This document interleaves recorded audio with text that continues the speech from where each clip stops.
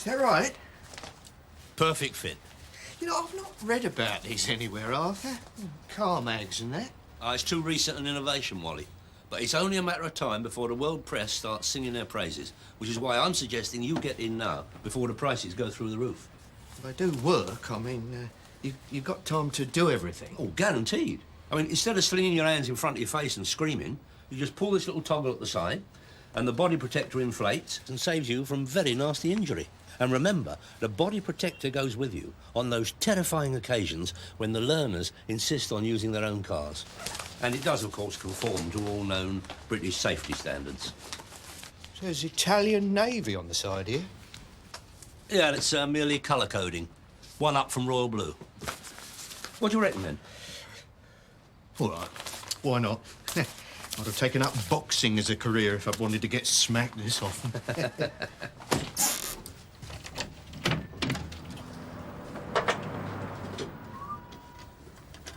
Wally, is there anything you'd like to tell me? How do you mean? Well, I mean, all these accidents. You weren't in control of the vehicles, were you? Of course. You didn't get a little tired or emotional during a lesson? Never. What do you want about, Arthur? The do-it-yourself-off licence. Oh, no, it's not like that, Arthur. No, I'll never touch it at work. No, I've not had a chance to shift it, that's all. You've been done. This is all foreign. Of course it is. That's why I brought it abroad. I go once a month. France. Stock up on supplies. A sea journey? Well, doesn't the supermarket stock this stuff? Cost, Arthur. Save a fortune. Especially now they got these new rules. What new rules? Beers and wine and that. You can bring back tons of the stuff, provided it's for personal use. Yeah, it's Europe what's done it.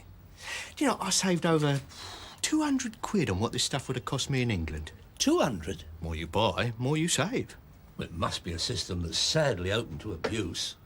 I mean, how do they know it's for personal use? Don't check the articles, I suppose. Rest of the time, they trust people to be honest. An Englishman's greatest virtue, Wally. No, it's too risky, Arthur. I'm happy the way things are.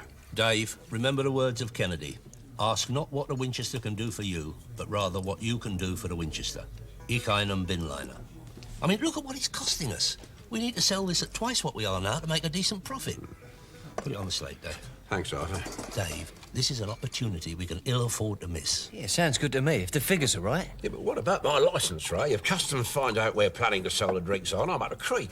Dave, unless the Winchester can pull itself out of the mire of financial under-expansion, our licence won't be worth printing anyway. Yeah, but it's me what is taking the chance, Arthur. It's my name over the door. Look, if we told customs it was Dipso Pete's birthday and we were getting in provisions, we could drive 2 lorry loads through and we still wouldn't be lying. No, I'm sorry, Arthur. It is not worth it. That's my final word. Very well. You force me to offload via my other outlets. But Dave, perhaps after the first trip, when you see the magnitude of the savings, you might be able to conquer your fears. Are we still up for it then, Arthur? Ray, there is a European liquor lake out there, and you and me are going to take the plunge.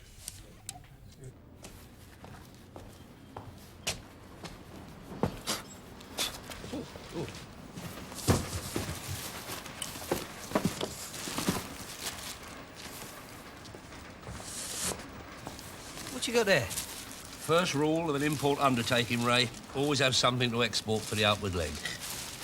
Blackpool 1968? The Olympic dream? You know, I always thought they were a bit previous. What you going to do with them? You are going to customise them, Ray. Fresh liquor paint, bit of nifty work with a metal file, and you are looking at 24 eminently sellable Eiffel Towers. These look nothing like the Eiffel Tower. Trust me, Ray. To all but the most trained architectural eye, once you crown a conversion with a French flag, those will be the real thing.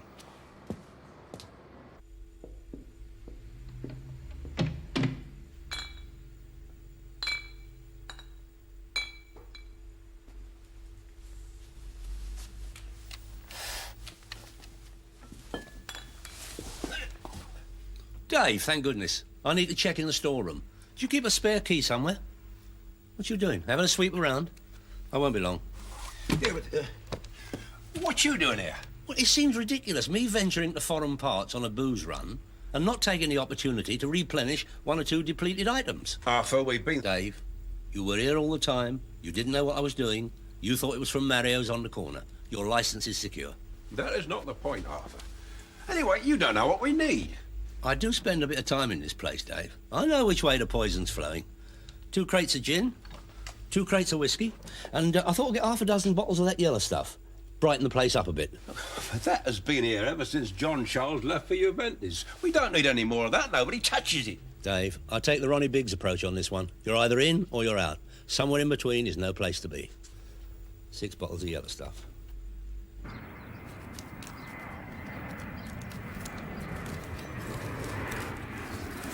No, bring those up the front, Ray. And careful with them. They're very nearly antiques.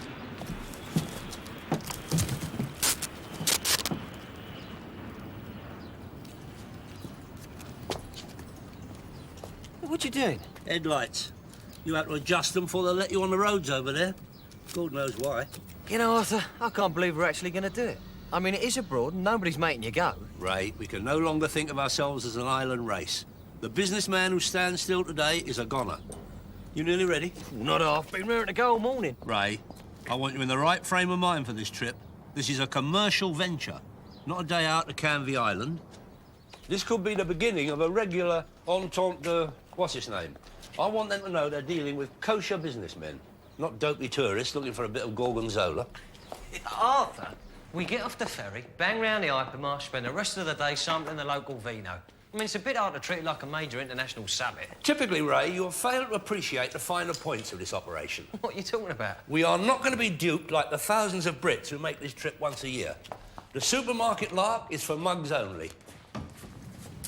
Yeah, but that's where you go, Arthur. That's where you get your bargains. Where else is there? I have a contact, Ray. Suffice it to say, he is guaranteed to supply all the gear we need, direct from the supplier, at rock-bottom prices.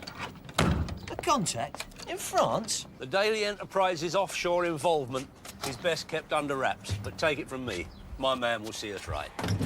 Yes, how do you manage with the language? The world of international commerce has its own vocabulary, Ray.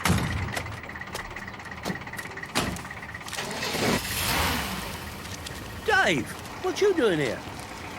I couldn't stand the thought of you going all that way and coming back with crates of booze I couldn't shift. Arthur, if you are determined to go through with this, you are going to need a purchasing advisor. Dave, I find such loyalty very touching. And when it comes to slate settling time, I won't disappoint.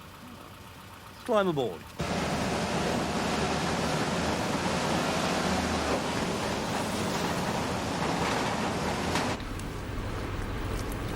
Put them there, Arthur. I can't see. Well, I've got to put them somewhere prominent. Well, why don't you stick them on the back?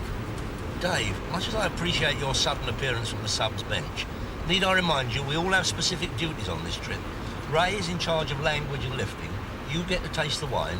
I am in charge of creative policy decisions.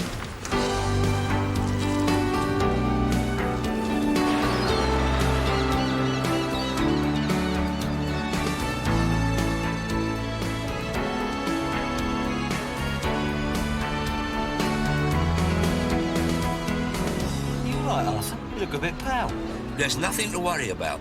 I'm not. I'm looking forward to it.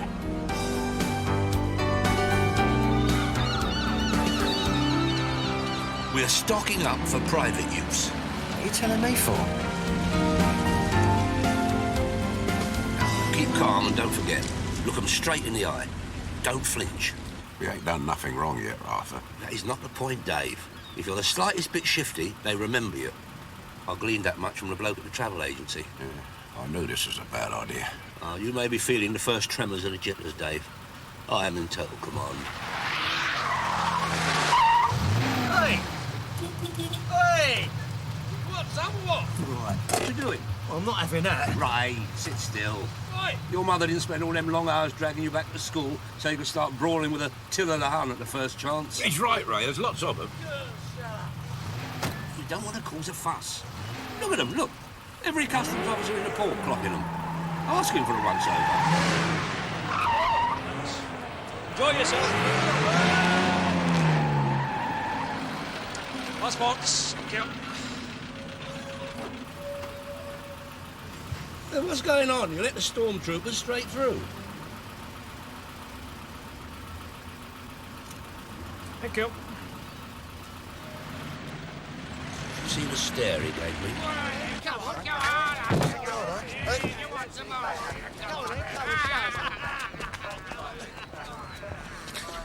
Everything all right, officer? Eh? Oh, yes, thanks. Our usual car broke down, so we had to bring this van. Amazing little vehicles, these.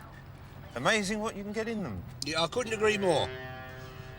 Though I must say, I personally haven't taken advantage of that particular feature. I'm not in the habit of transporting goods in this, ever. But I have this friend who's an alcoholic, and he does appreciate a lift home in the back when he's had a drop too much. Still, now you've got it, stock up on a bit of booze, eh? Oh, no. No, I've never touched the stuff, personally.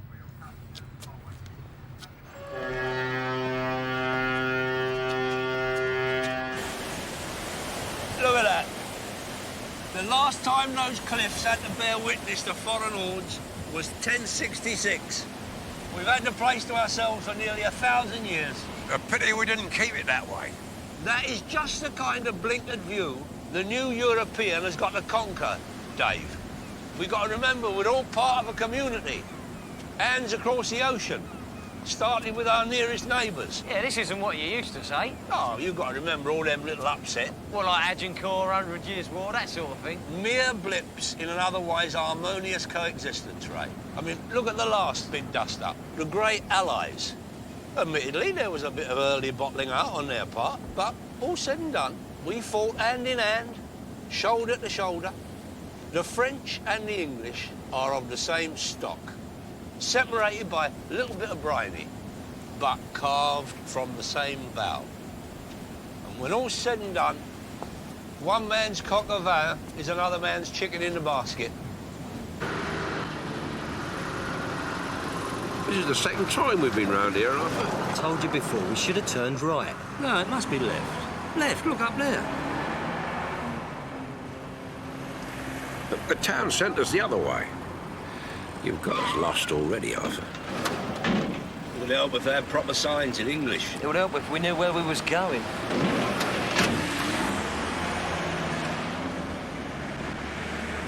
Arthur, where are we meeting this here contact? Henry, Henri. outside a cafe, it's got a French name. You can't miss it. It's got tables outside.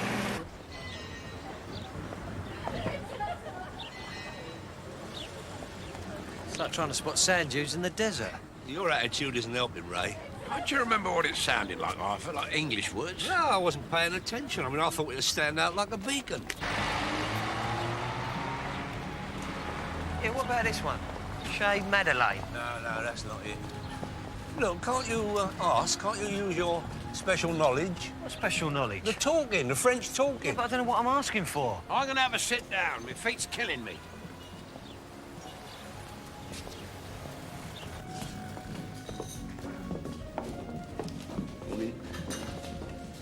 Shut 'em up, Ray. Monsieur? Oui, maintenant, un, deux, trois cafés crème, s'il vous plaît. Merci. No ice in mine and don't drown it with a tonic.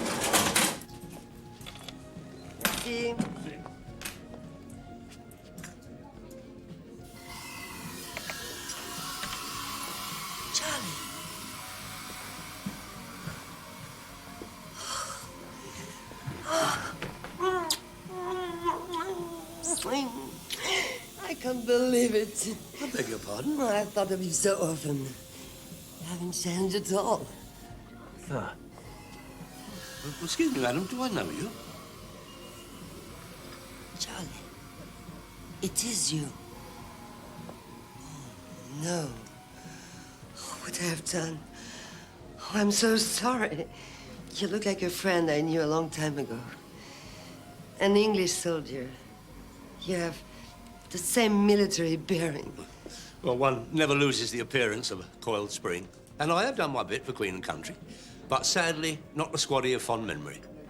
Arthur Daly, at your service. It's my pleasure. An honor to have any British serviceman at my table. Oh, this is your place? Mm-hmm. Chez Madeleine. It used to be chez Jacques, but since I was widowed. Monsieur? Oh, no, let me. For the confusion. And I hope you'll join me for something a little more stronger. How kind. Our interpreter seems to be a little bit ring rusty on the food and drink front.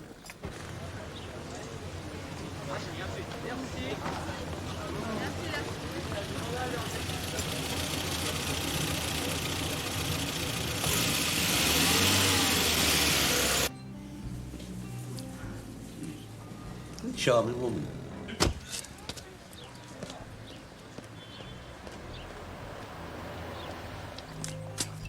Henry, at last.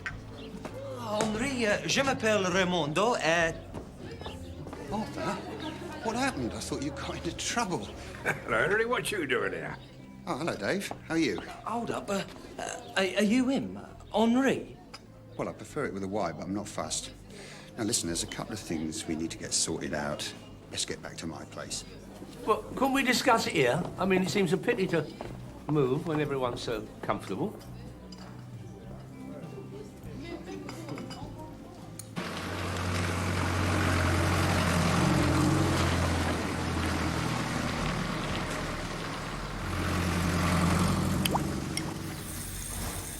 Not the place to live, you know, Arthur, not if you've got a nervous stomach. Food is lethal. Look, could we consider the state of your health at a later date, Henry? Now, about our gear. What can I say? I'm sorry. The delivery should have been there today, but there's been some sort of hold-up. Isn't due in now till tomorrow, so there's no point us going round to the warehouse, because there'll be nothing there. Marvellous. Well, what happens now?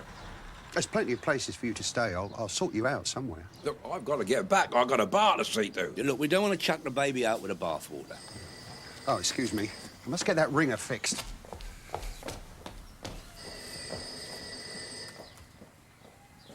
Yeah, I thought you had this organised, Arthur. There was I thinking you was getting any European co-development deals. Turns out you made a couple of calls to an old mate from the smoke. Yeah, I wish you'd said something, Arthur. I mean, Henry's never been reliable. He gets too wound up. Best thing is to get down the hypermarket and stock up there. Right, we've got to get back tonight, Arthur. Look, it's just a matter of finding a decent B&B, keeping down for the night and completing the deal in the morning. Yeah, I wonder if that place where we had coffee does rooms. Oh, Arthur, if I did know you better... All right, you want to settle for second best? Go ahead. I'm going to get Henry to help me try and shift the Eiffels. That was one of my men. The stock will definitely be there tomorrow. It's A1 stuff, and it doesn't come any cheaper. Yet sadly, the English spirit of adventure is lacking in my two companions, Henry. They're about to do the co-op run. You've been away with him before, Dave, haven't you? Long time ago, we went to Grimsby. Had to drop in on this geezer what owed him some money. And how was it? How do you mean? Well, you know, he didn't let his hair down, did he? No more than usual. Yeah, one night we had a few too many, but nothing serious. No, not like that. I mean, he wasn't interested in, well, like playing away. Playing away? Yeah, it didn't strike you that he was ever involved with any of the away from home stuff? Oh, no, he stopped playing by then. It was ligaments, you know. In any case, we was out of season. Why are you asking? Dave, the widow, Madeleine. He seems a bit keen. Oh, no, that sort of stuff. No, there's no worries there, Ray. I knows Arthur. Thank God for that. I wouldn't have been out to look Auntie in the eye. Yeah, we better crack on. I've always admired the French. De Gaulle, Pompidou, Distel, leaders of men. Yes, but for your bravery in the war, where would we be now? Oh, please, my part was but modest. And any minor arthritic condition I'm suffering from due to the fateful machine gun assault is well worthwhile to see you here enjoying the fruits of your labour. Oh, you scared me to death lurking around in here. Yeah, we haven't been lurking. We've been waiting. It was Arthur. Well, we didn't get rid of any of the Eiffels. I dropped him off in town. He was due back here an hour ago. Well, he never said anything. I thought you knew where he was. Yeah, we probably do. Arthur, what do you think you're doing? What are you talking about? We've had nothing solid since the ferry. Oh, come on, hurry up. What's he on about? We'll miss the ferry, Arthur. We got loads of time. Arthur, you haven't put your watch forward. You're an hour late. Come on, Arthur. Oh, my God. Madeleine, I'm sorry to have to leave you like this. Captain Daly, a great pleasure to see you, if ever you come again. Without fail. Today's venture is but the beginning. Arthur!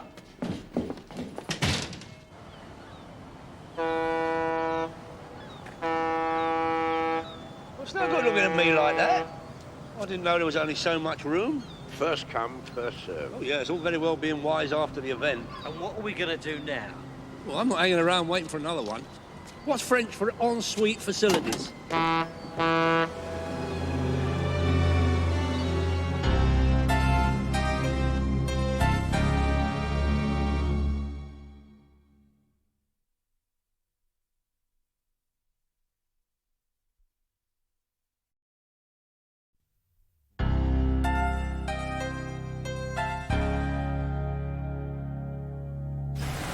All I'm saying is that Madeleine is an excellent hostess, and we're known to her. It seems a logical place to stop. But it is a cafe, Arthur. It doesn't do rooms. You sure it means full? Positive. Why don't we kip in a van? Hey, look, there's a blanket in the back. We could open a bottle of booze with a bit of a lark. You ever thought of becoming a scoutmaster, Dave?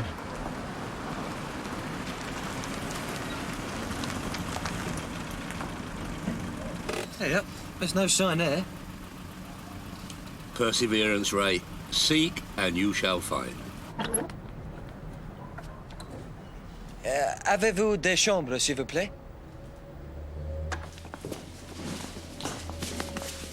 I'm not switching the lights off till I hear him speak.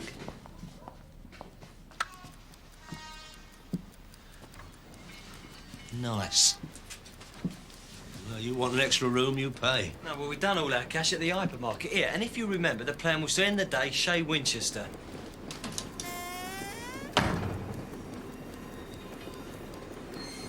What'd you say this place was named after? La Bastille, the state prison, burnt down during the Revolution. All of it. I knew Chez Madeleine should have been our port of call.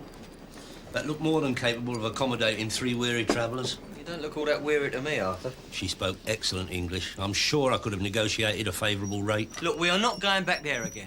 It may hold pleasant memories for you, Arthur, but for the rest of us, it represents the first step on the slippery slope that leads us here. Hey, what's happening? Hold on to your valuables. No, it's all right. It's only the lights. You putting coins in there? Make a note. We get it knocked off the bill. No, Arthur, it's a design. Well, it's on a timer. It goes off once you get in bed. Yeah, what are we going to do about that? I mean, my maths ain't top-notch, but... Dave, there is no way I can ask you to take the chair or the cot. Ray, take your pick. Oh, no way, Arthur. The person who calls the foul up ought to get the bad neck. No, there is some disagreement about that one, right? Yeah, another advantage of Chez Madeleine is non-stop electricity. Arthur. Look, as the older of the purse strings, I think it's only fair that I should get one of the beds. Why? You are the person who forgot what time it was. You should get a backbreaker. All right. We'll draw lots. What? Dave? Which hand is the coin in?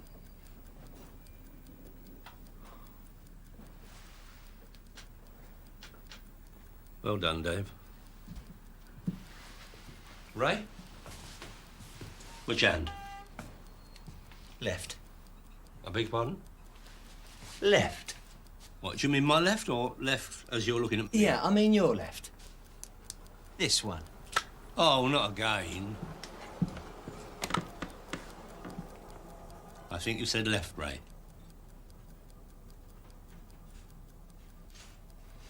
Can I have a blanket?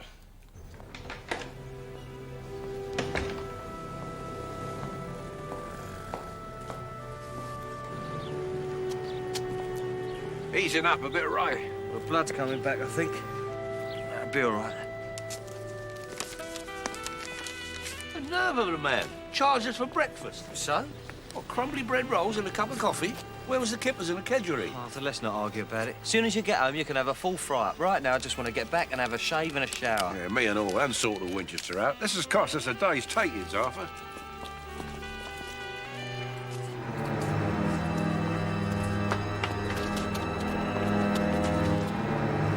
How bad is it?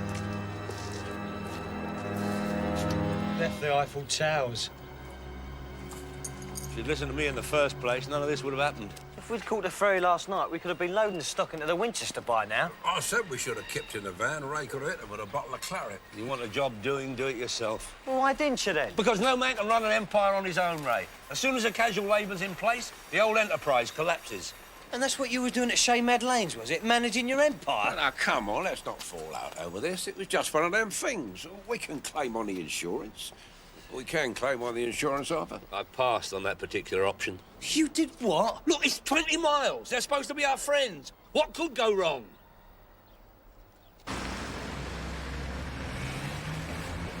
Merci. Single, s'il vous plaît.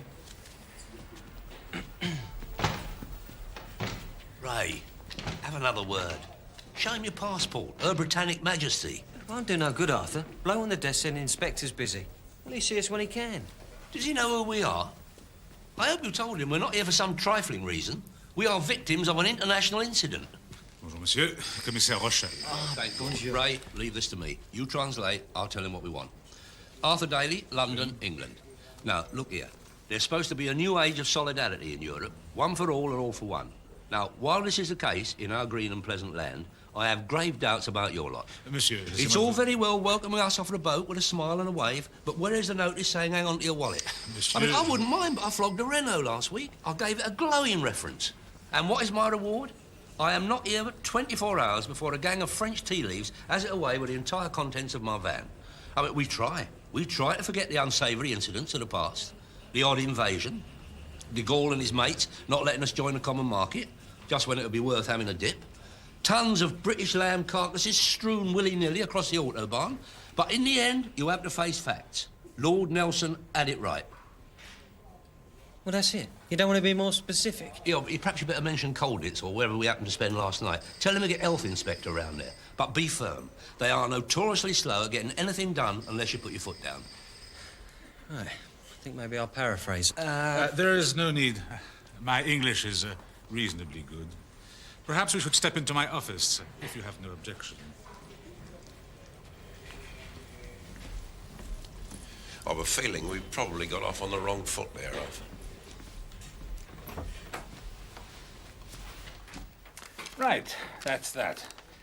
I will give you a copy for your insurance purposes. If we have any more information, we'll let you know. But to be quite frank, a van load of alcohol, it's unlikely. Yeah, sadly, our visit here and any insurance undertaking didn't quite coincide. So, what about a refund? I mean, we spent a fortune on that booze. I understand it was your two friends who purchased the goods. Whatever personal allowance they chipped in is neither here nor there. I am bankrolling the operation. Operation? Visit? Look, I wish you'd stop behaving as if we'd done something wrong. We were going about our lawful business when we were burgled by a foreign faction. Now, how about showing a bit of European cooperation and bunging us a few francs for what we lost? Well, that's quite impossible. I mean, you may have made up the whole story. Do we look like fabricators?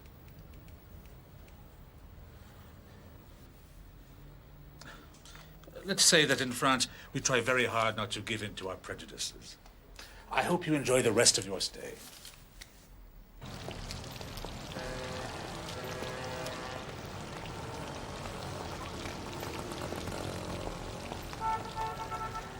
I'm going French free when we get back. To think I was in the vanguard, putting trade their way. You'll regret plenty, I can tell you. Ray, what time's the next ferry? Well, from what I can make out, yeah, the next one's in 3 hours. Well, we can't go back yet. We're still severely compromised on the cash front. I cut your losses, Arthur. Let's write the whole thing off as a bad idea. No, we got to recoup. It's still not too late to contact Henry, work something out with him. We could still go back in credit. But this whole thing's been a foul-up from start to finish. We'd be stupid to hang around any longer. I never thought I'd see a Daly chuck the towel in so early. I wish I'd brought one. Oh, come on, Arthur, time's up. All right, be it on your own head. But the vanishing drinkables won't pay for themselves, you know. Come the end of the month, your wage packet could be a little on the light side. Not his fault, Arthur. Oh, that's very noble of you to take some of the blame, Dave. But that still doesn't reimburse me for the theft. Look, Arthur, I'm going to find a nice cafe, sit down, have a glass of wine, and try and salvage one good memory from this whole expedition. You can please yourself whether you join me or not. You going with him? It is the sensible thing to do, Arthur. Come on.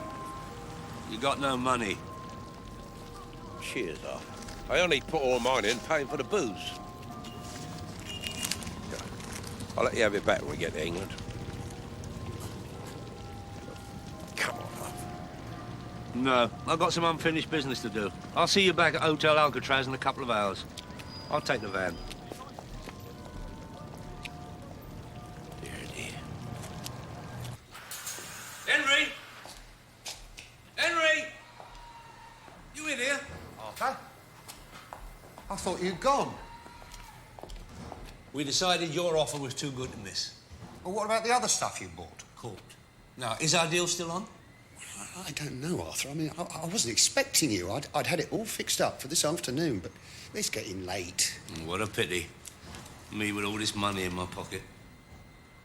Oh, thank God for that bit of comfort at last, Dave. Yeah, I think we did the right thing, Ray, sticking to this side of town. We don't want to crab Arthur's style. You know, it's beyond me why he doesn't admit it. I mean, there's nothing wrong with a fond farewell. It's not like he's preparing to elope with her, is it? Well, to absent friends. Cheers.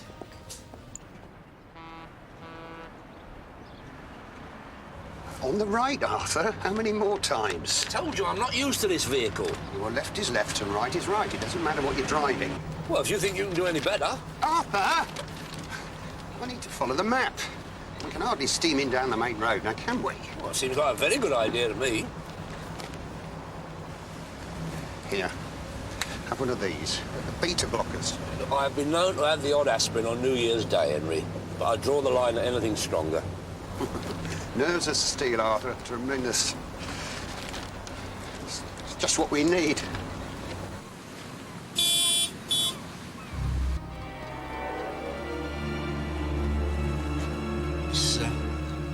This won't take too long, will it? I mean, I can't afford to be hanging around. Who can, Arthur? Don't worry. Straight in, straight out. Arthur? Louis? Louis? Arthur. How'd you do? Ça va?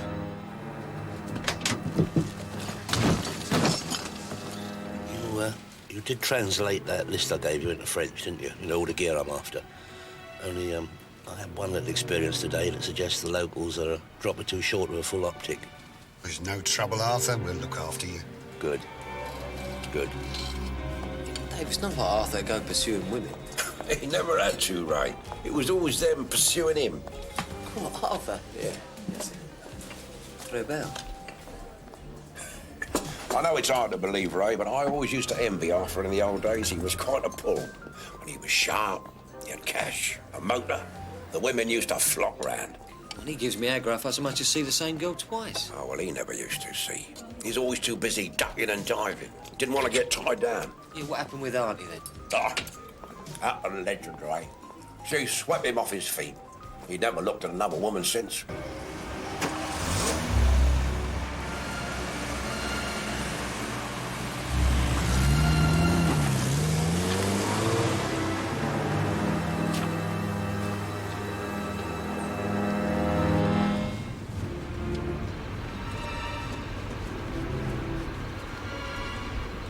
You feeling parky? I'll put the heater on. Very good, Arthur. Make us all nice and comfy. Very nice. They go on. You pense que tu es froid.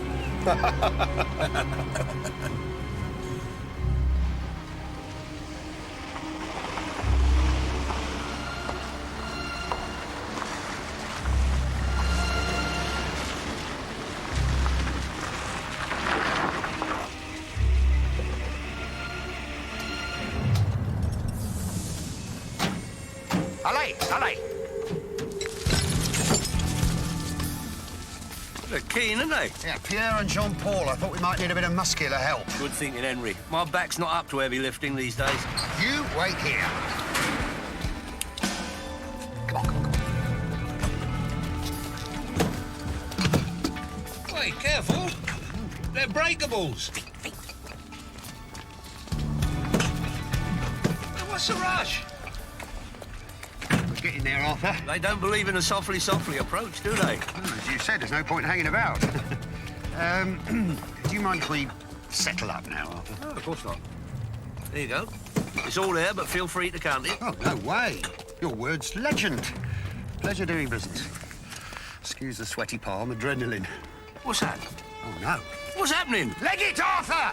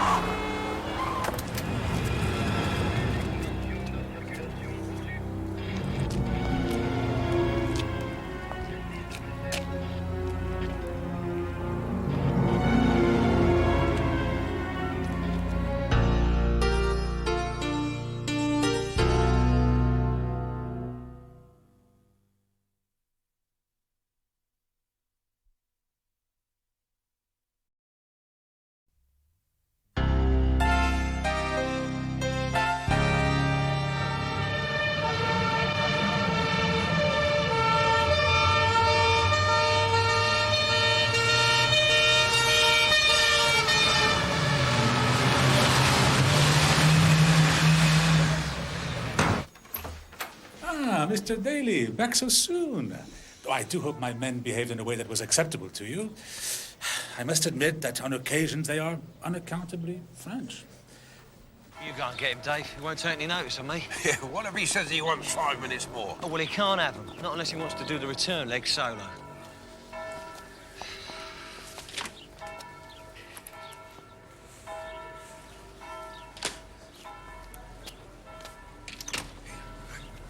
He's not there.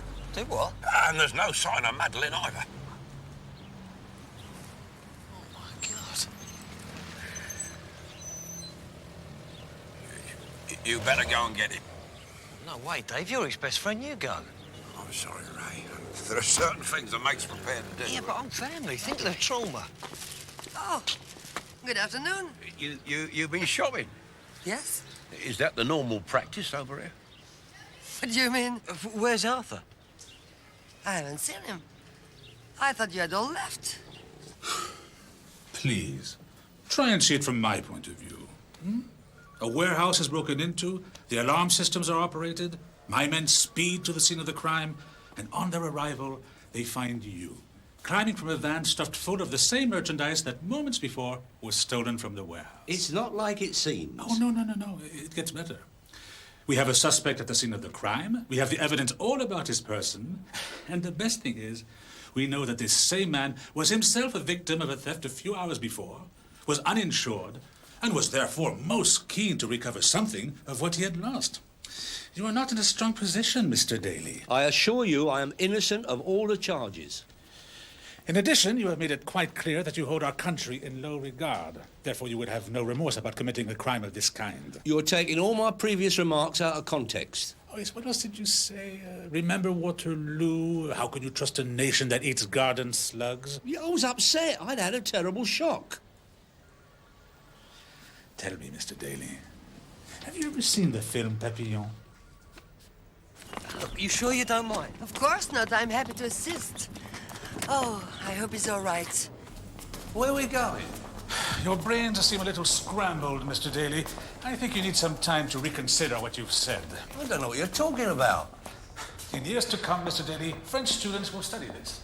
Alongside Zola and Hugo up there with Voltaire and Molière, this will be regarded as one of the greatest works of fiction ever undertaken in France. That is a sequence of events as accurate as I can remember. You've got to take into account I had a disturbed night of slumber the previous evening. I was in a fragile state. I decided to go for a drive. I wanted to revisit the fields where my father, grandfather, and 3 uncles had been so horribly wounded in the defense of this country. It would also remind me of my own times during the war when I had soared above the green fields below in an attempt to stop the Nazis from ruling the world. Oh, in brackets, Paris included. I was merely anxious to correct your strange misapprehension that I was not wholly behind a Gallic cause. Nothing could be further from the truth. The Dailies have always been staunch supporters of the French. Tired by the heavy emotional toll of this journey, I pulled up for a little nap. I opened the back doors of the van as it was a warm day. Well, your men had a sweat on when they chucked me in a Black Maria for questioning. Please, Mr. Daly. I was awoken by a rocking sensation and a loud noise. I heard a voice shout, "Quick, that van looks handy." That is when I was awoken. I tried to stop the men, who incidentally were all masked, but they legged it. That was when your brave boys arrived on the scene, just as I was about to give chase. It could save us so much time and effort if you could recount what actually went on, Mr. Daly. I hope you're not casting aspersions on my honesty. I don't know what the rules are here, but in England, that is a very serious offence. I'll see you later. Give me a call if your memory clears in the meantime. Yeah, where am I going?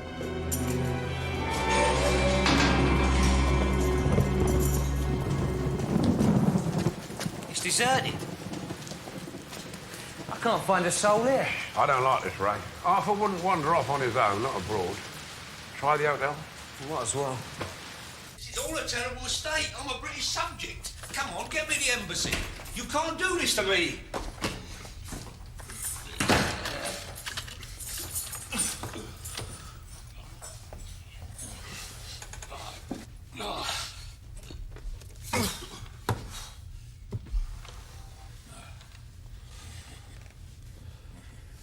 Sure.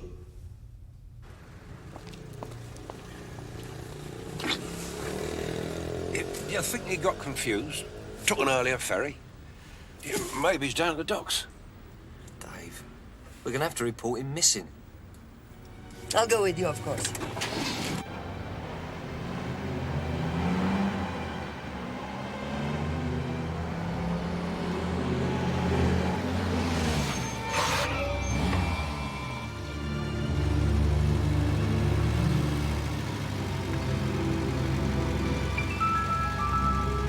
Je vous en prie, il faut absolument qu'on le voie. C'est très important. Allez demander. Merci.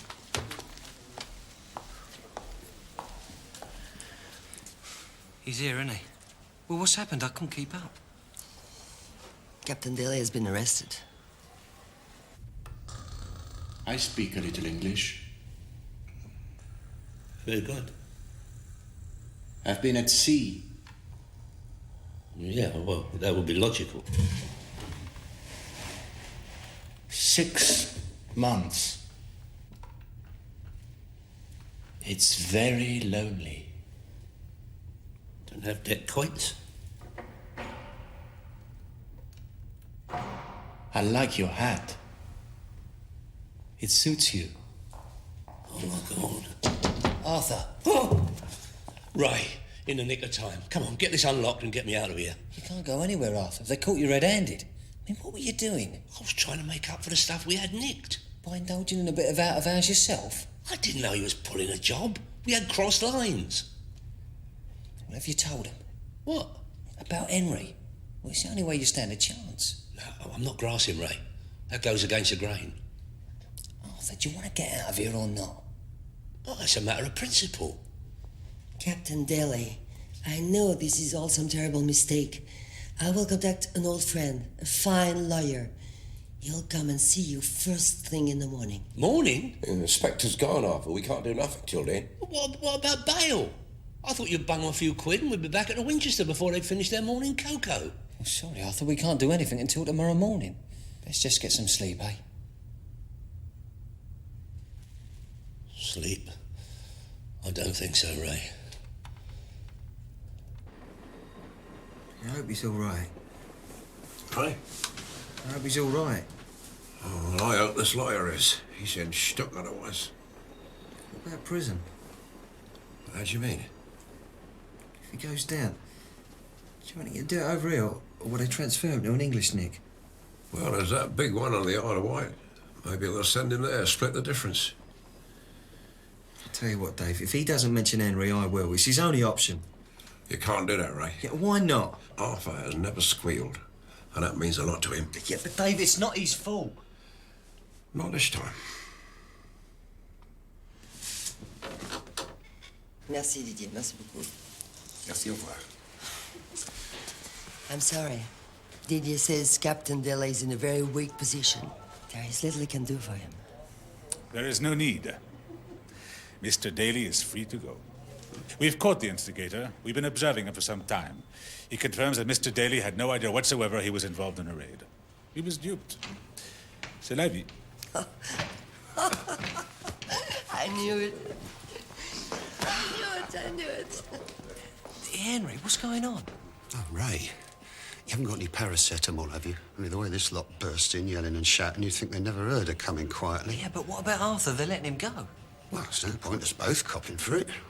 I mean, I'm Nick, but Arthur can go home on my say-so. Well, least I can do. Old Rochelle was dying to get him. He told me about what Arthur said, about the raid. That's priceless.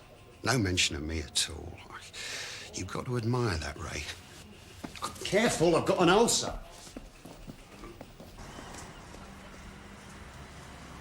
Whenever I look at it, I will think of you. It has been my pleasure. Mine too. Perhaps the next time business. Sadly, Daly into Europe will be taking a little less of the hands-on approach to the Europe bit from now on. But if I'm here for any other reason, I'll definitely call in. Come on, Arthur. It's time to go. Au revoir. Ta-ra.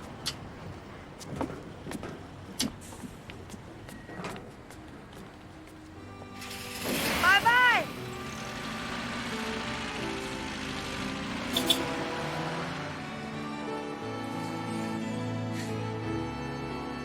Come back soon. I shall have nightmares about this trip for the rest of my life. Yeah, next time you want me to get on a ferry with you, Arthur, unless it's leaving from Woolwich, forget it. At least we can crack through customs without feeling guilty. Green Channel, Ray.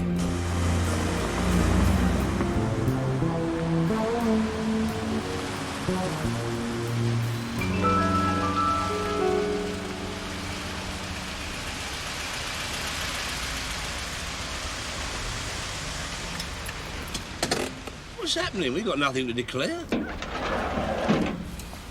What's the problem? Routine check. I'll just have a look in the back if I may. Well, it's open.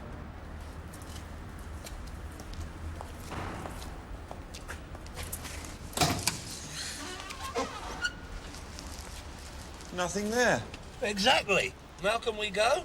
A big transit van that you'd normally expect to be struggling to cope with the weight on its axle, laden down with booze and other goodies, is in fact empty, completely bare. If you got a problem, mate. I have. Perhaps you'd like to step down from the vehicle.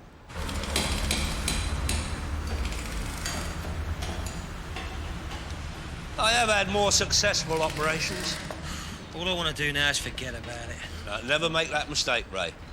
The successful entrepreneur is never beaten, just temporarily off target. I mean, the concept was good. Cheaper booze means higher profits. The mistake was crossing the sea to the land of the heathen. We should have looked closer to home. Arthur, what are you talking about? Does Bert still have that home brew kit? I mean, how different can it be? Cheers.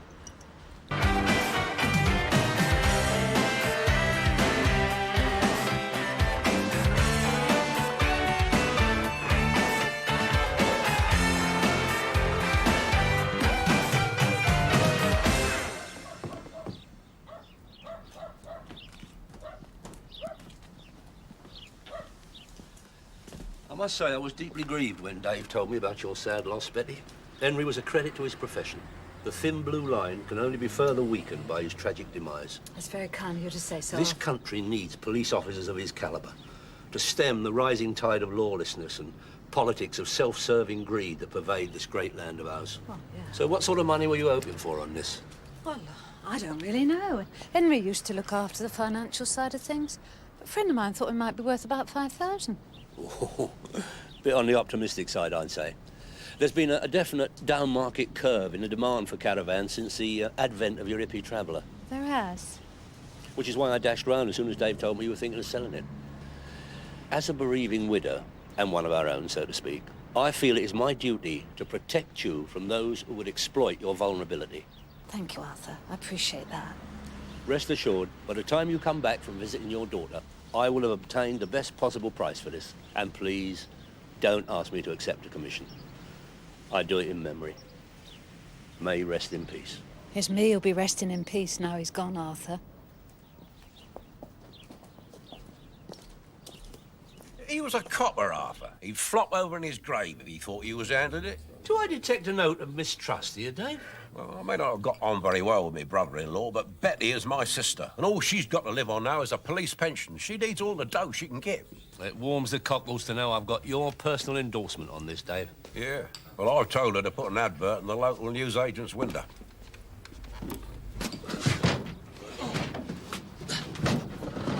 All right. Yeah, right.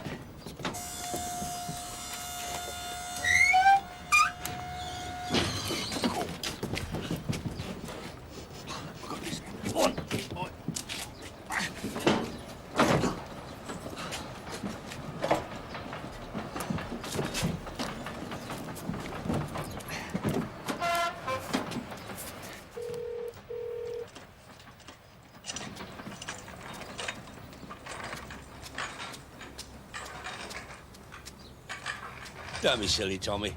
Caravan in this condition, I'm looking at £6 grand minimum. No.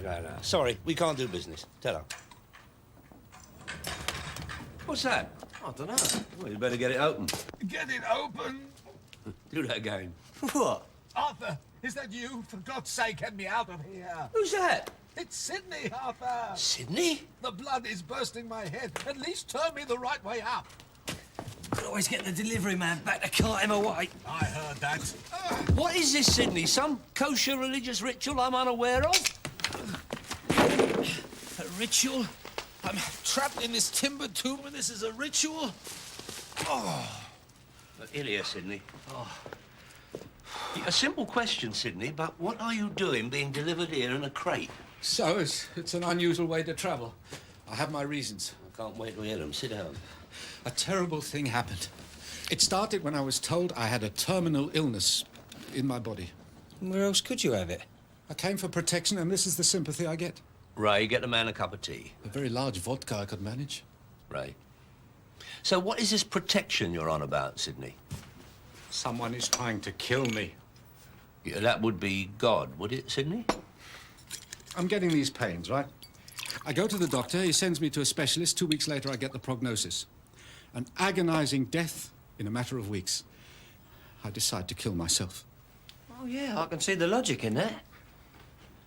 I want Sadie, my lovely wife, God bless her, should have security when I'm gone. You understand? Yeah, if you're talking insurance policies, Sydney, I think another look at the small print will tell you that suicide puts the kibosh on sums assured. So tell me about it. I'm in a daze for days trying to figure a swindle. And then fate took a hand. It was like a sign. I'm in this pub, and there's this loony with, can you believe, a spider tattooed on his face, ranting on about wanting to exterminate anyone who doesn't support his football team. Perfect, I tell myself. Perfect? Don't forget my head is in a turmoil.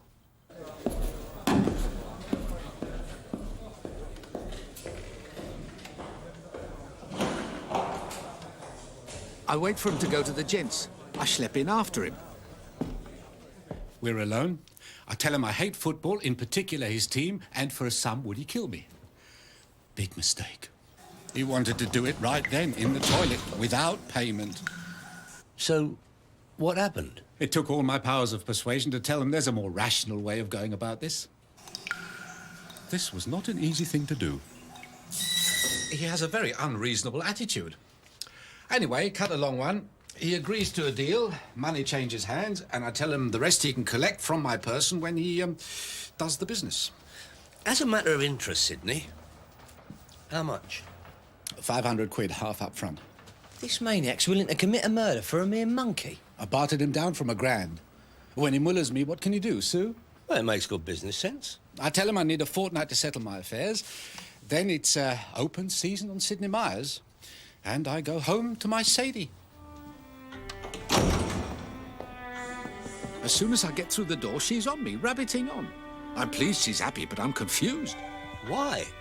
I'm dying and she's happy.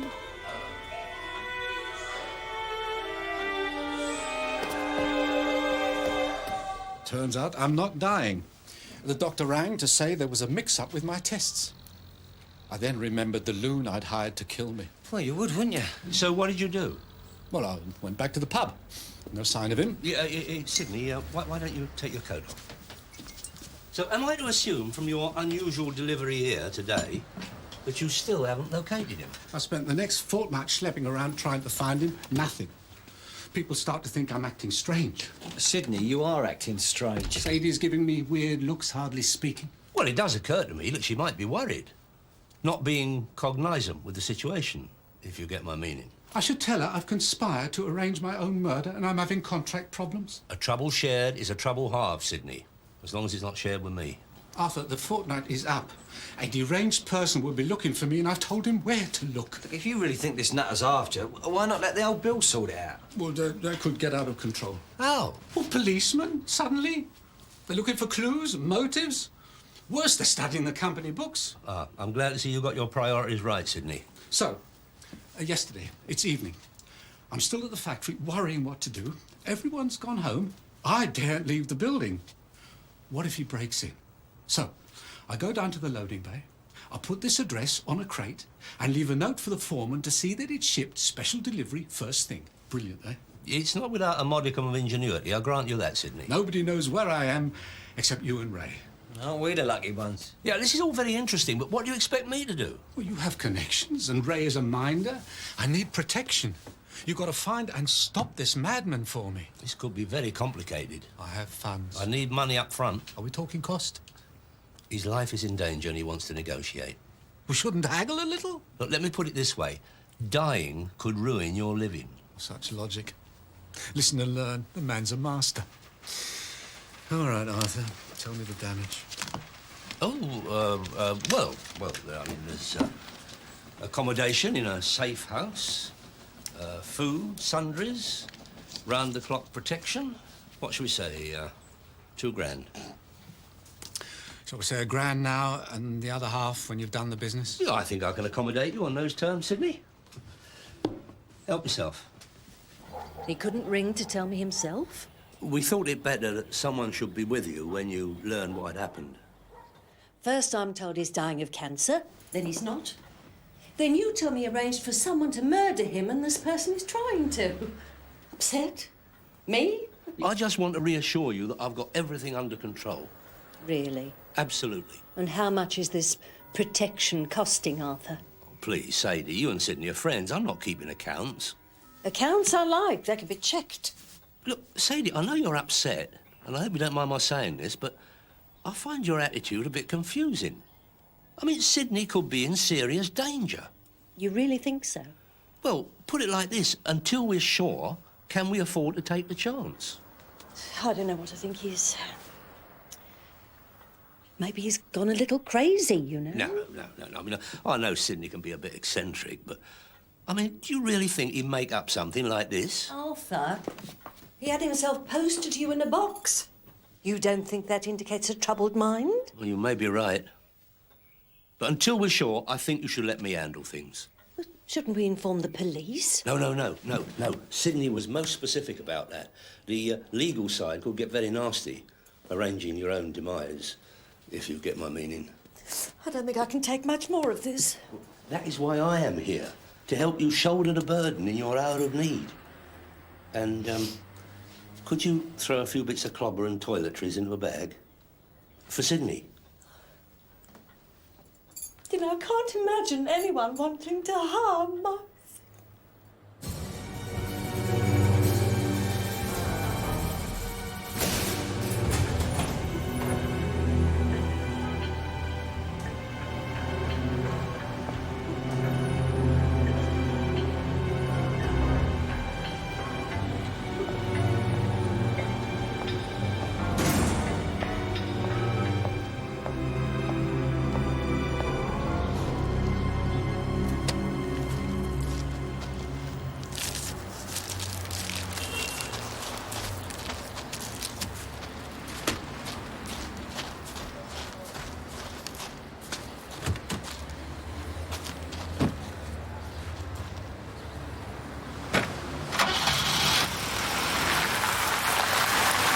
So how long did he say he'd be?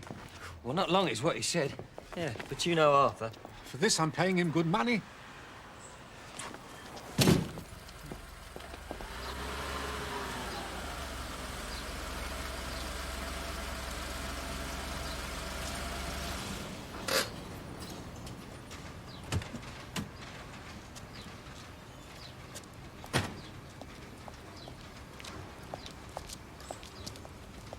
Of course she's upset. She's your wife.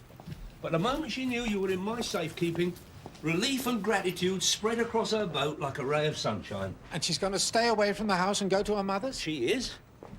So, where are you taking me? A haven of refuge far from the maddening crowd. A safe house where you can rest your weary till Ray and me sort your little problem out. What's all this, then? Don't worry, that is all part of my overall strategy. In you get, Sidney. In you go. No, lay on the floor. Lay on the floor. Floor? Yeah, put this blanket over your head. Well, there was some reason for this, is there? Well, we can't take the risk of you being spotted on the open road, can we? What open road? Yeah.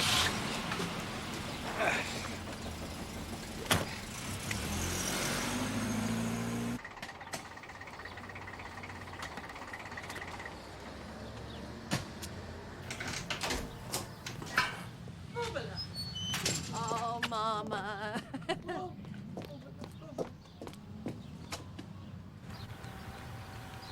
extended wing mirrors? I don't get it. Yours is not the reason why, Raymond. Money I'm paying you to lay on the floor like a beast and suffocate.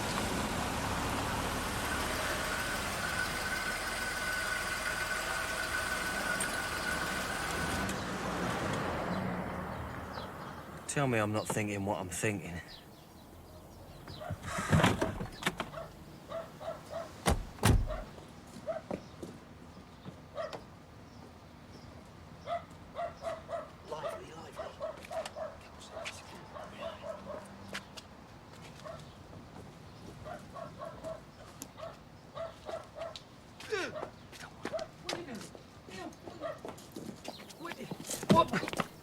What is this? What's going on, Arthur? Standard protection procedure, Sydney. Keep an eye out. You'll be out of sight and you'll have all the creature comforts for the journey. Journey? What journey? No, I'm sorry, Sydney. Security demands that remains privileged information. I work on the need-to-know principle and client confidentiality. I'm the client. Precisely. Oh! What? I thought I saw someone. Keep away from the windows. Wait a minute. Right, let's get this thing hooked up and get off the manor. Yeah, Arthur, you can't take this. It's Dave's sister's. I have an arrangement with her. Does she know about that?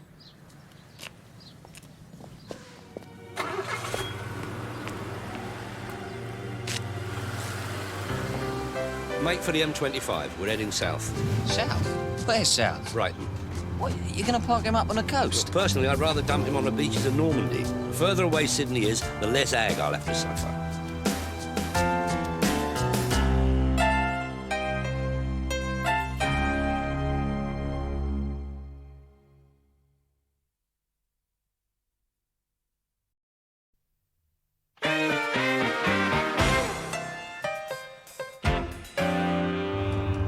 Sure about this?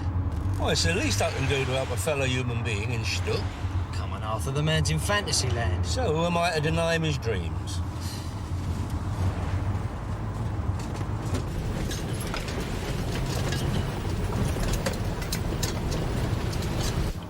Yeah, I thought he was your friend. Always remember, Raymond, a friend in need is a pest. But try as I may, my charitable nature always will out. And business is business. Yes, why didn't you just stick him into an hotel? Too exposed. Cuts into the overheads. His or yours? Your lights!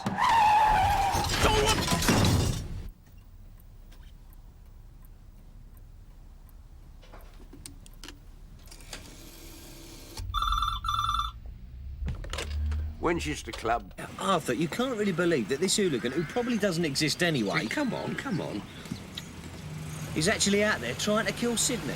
Raymond, I am, like a lawyer, simply acting on my client's instructions. Oh, the man's wacko, Arthur. He's definitely a suitable case for treatment. What did he look like? He didn't happen to be wearing a Trilby hat, did he?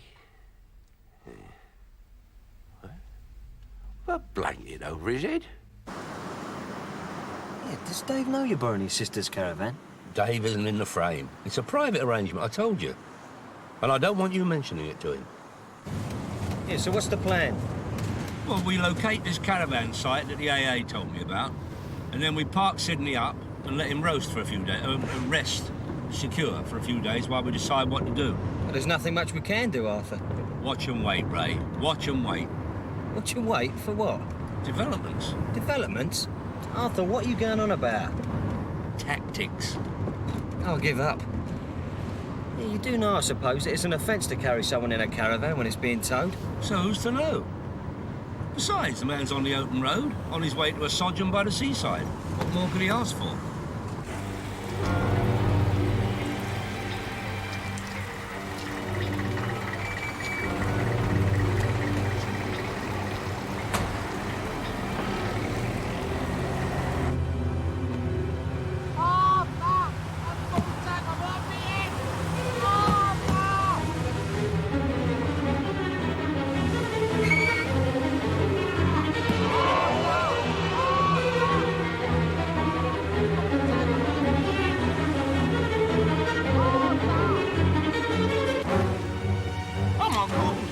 What's up? Sydney's hanging out the window. The hell, Arthur? Well, you probably just want some fresh air. I knew it.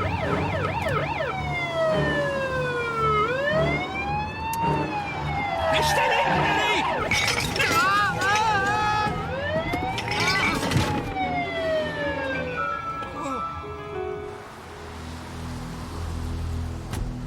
I hope you've got a good excuse. Arthur, Tell him I'm hitchhiker. Say you just picked me up. don't be stupid. They would have checked out the reg number on the radio.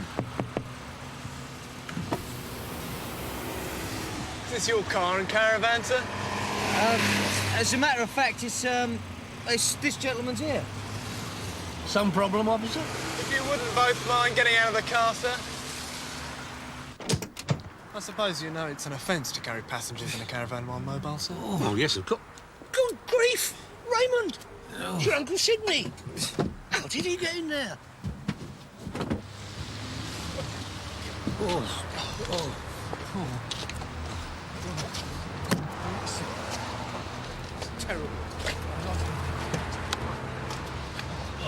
What can you do, officer?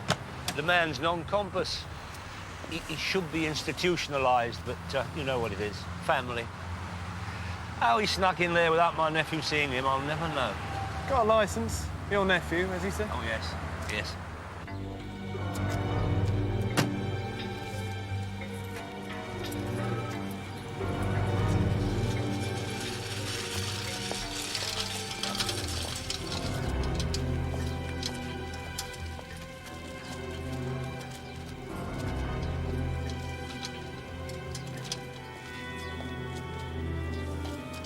All in all, not a bad result. Lucky I was there to speak up for you. Speak up for me. I've got a ticket down to this lunacy. Small endorsement, that's all. Make you be more careful next time. Well, at least you got one thing right. Yeah? Yeah, there's definitely madness in the family. Well, this I can believe. Sidney, you feeling better now? I felt better when I had pneumonia. Oh, what's happening, Arthur? Where are you taking me? Oh, I'm glad you asked that question. Now that we're out of the smoke and into the safety zone, I can tell you. Brighton. You're taking me to the coast? London by the sea. You'll love it. Stand on me. Well, maybe if we stay at the Grand, I could learn to like. Would that we could, Sidney. Would that we could. But you have charged me with your safety, and that makes me honour bound to make that my #1 priority. Now, the Grand is much too public for a man in your circs and position in life. You might be recognised. Remember the Spider-Man? Who knows how far his tentacles will stretch? So what do you have in mind? A nice select caravan site up on the Downs. Lovely views, I'm told. Hey, Ray, pull over. Stop the car. I'm feeling nauseous. Release of tension, Sidney. Not unexpected. There's a nice little diner along here, as I remember. We'll stop and have a mixed grill. You'll feel as right as ninepence. Oh, no!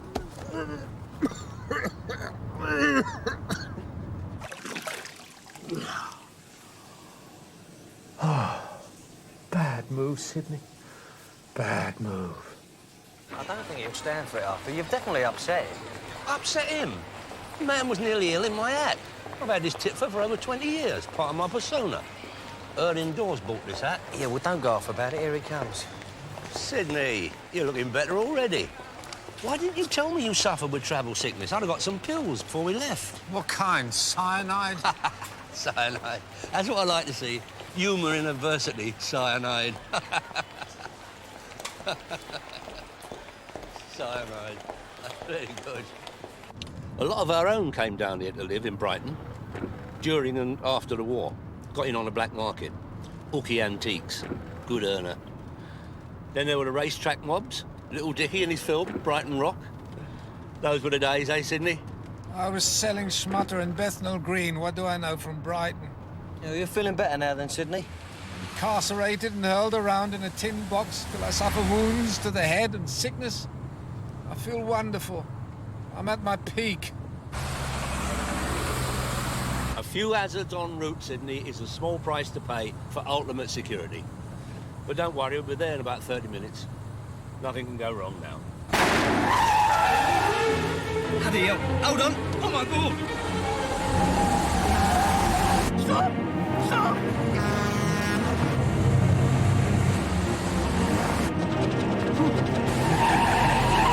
Oh, Sadie, Sadie. I've got it.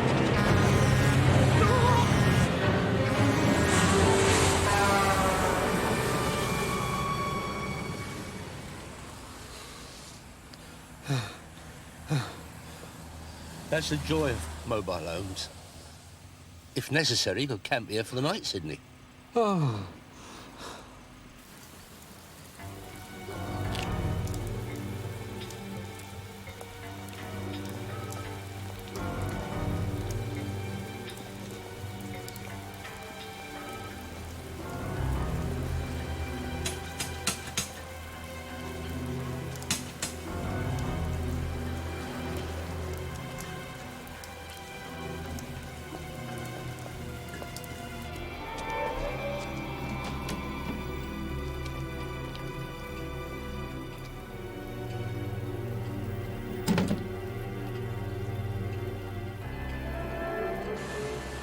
loved an onion, did the Prince Regent.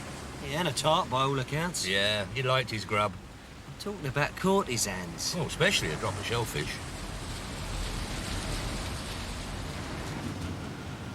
Which way now? Oh, hold on, hold on. I've got to get my bearings. It's yonks since I was down here. And me you have to bring. Thought you knew the way, Arthur. Left. No, right, along the front. Oh, I don't know. Hang on, look, I've got the directions in my pocket somewhere.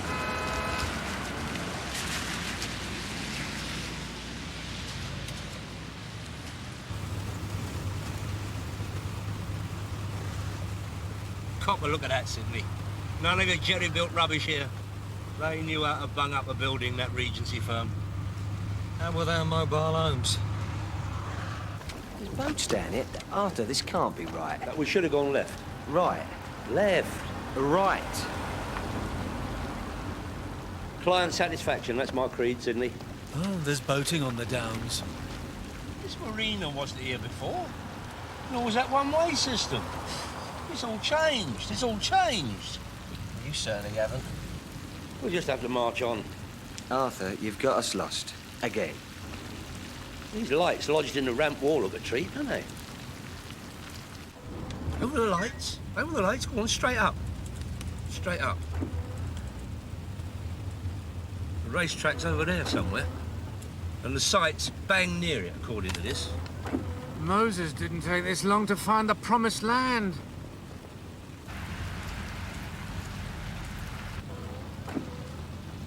There it is! There it is, over there! Look! Chuck a left, Ray, chuck a left. Where? Where? Over there! Look! There's the rails. You must be joking.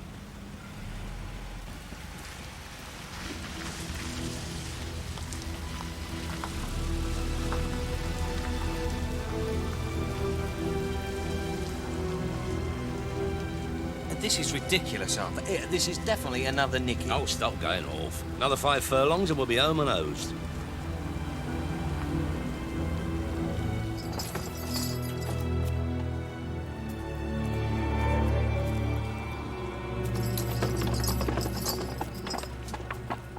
You can forget that. That's well secure.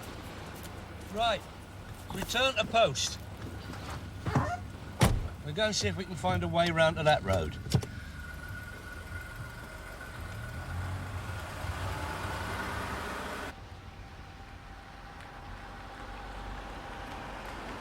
I'd say the going was good to firm, wouldn't you, Sydney?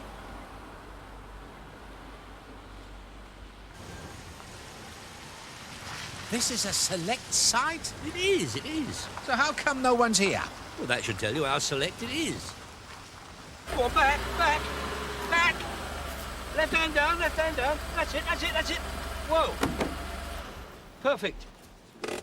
Come on, Sydney. You'll be in direct touch with nature's bounty here. It's the Samaritans I should be in touch with. That's the spirit. I knew you'd be pleased. Right, come on. Let's get this thing unhooked. Well, know how to do that, do you? Because I don't. Yeah, of course. Put those leg thingies down at the back and wind that jockey wheel down at the front. Look, we can't hang around here all night. Sydney's had a long day. He wants to get his head down. Come on, Sydney.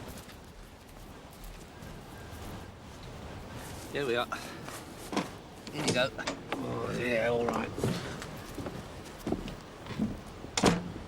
No, Arthur. No. That is not our deal. You're not leaving me here alone. Well, be reasonable, Sydney. Ray and me can't dwell, can we? We got to schlep Lively back to town and track down this tattooed assassin and eliminate him. Eliminate him? Well, reason with him. If that don't work, a few right-handers might work the oracle. I'm telling you now, Arthur.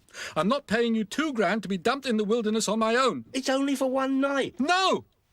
And candles I've got for lighting. No food.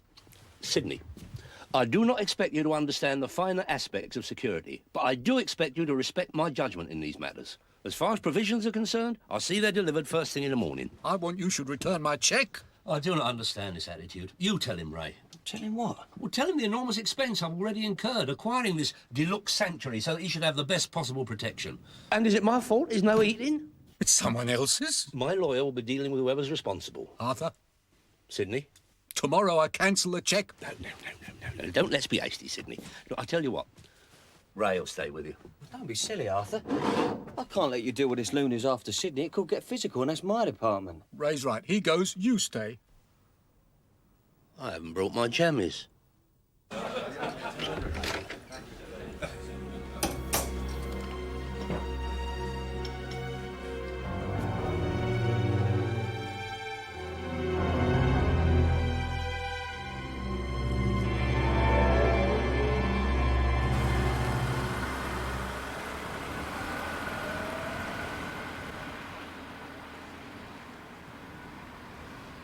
Sydney? Sydney? Sydney, you awake? Well, I am now. Isn't it quiet? You wake me up just to tell me it was quiet. Her indoors don't like me being away all night. No. Give me a break, Arthur. Go to sleep. I can't. It's too quiet. Oh.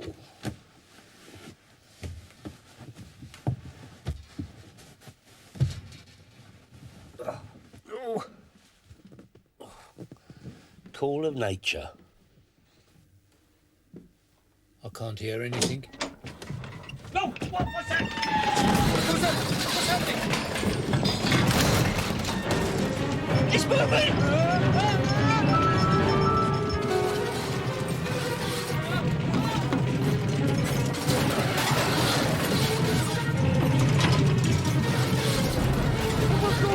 Sydney! Sydney! Go! Go! Sydney! Sydney!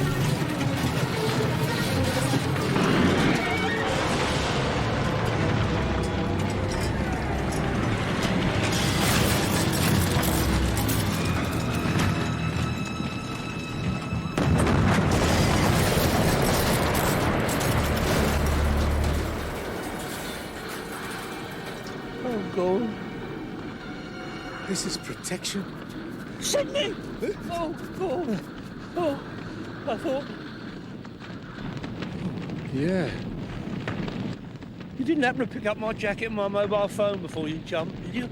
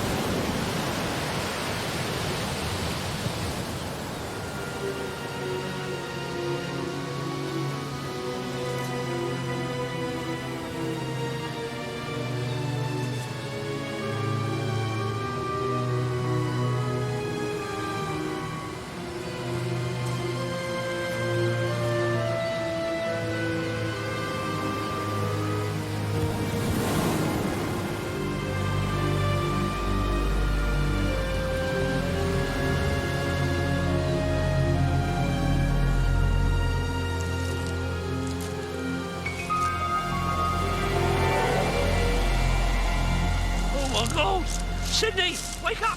Wake up! It's disgusting. It's disgraceful. It's an outrage to human dignity. Yes, it is. But at least you're wearing a warm coat. Try freezing to death in a pyjama top. I'm talking about this.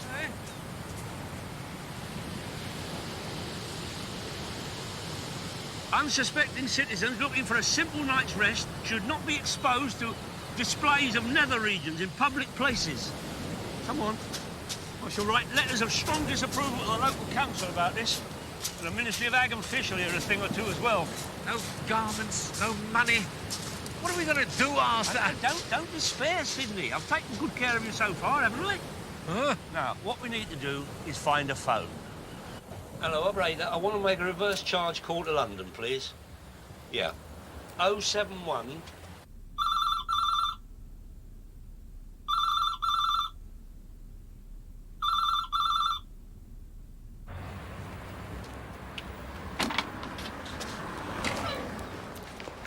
No reply. My guess is that the boy's already out and about, tracking down the quarry. I am the quarry. And I have to tell you, as an option to this, maybe it's better he should find me. That's the spirit, Sydney. positive thinking. No, enough is enough, Arthur. We find a hotel, we check in, we have a bath, eat some food. Look, how are we going to do that? Look, may I remind you, due to circumstances beyond my control, we are bereft. Folding, credit cards, ID, and my mobile all gone to a fiery fate. Of this I need reminding?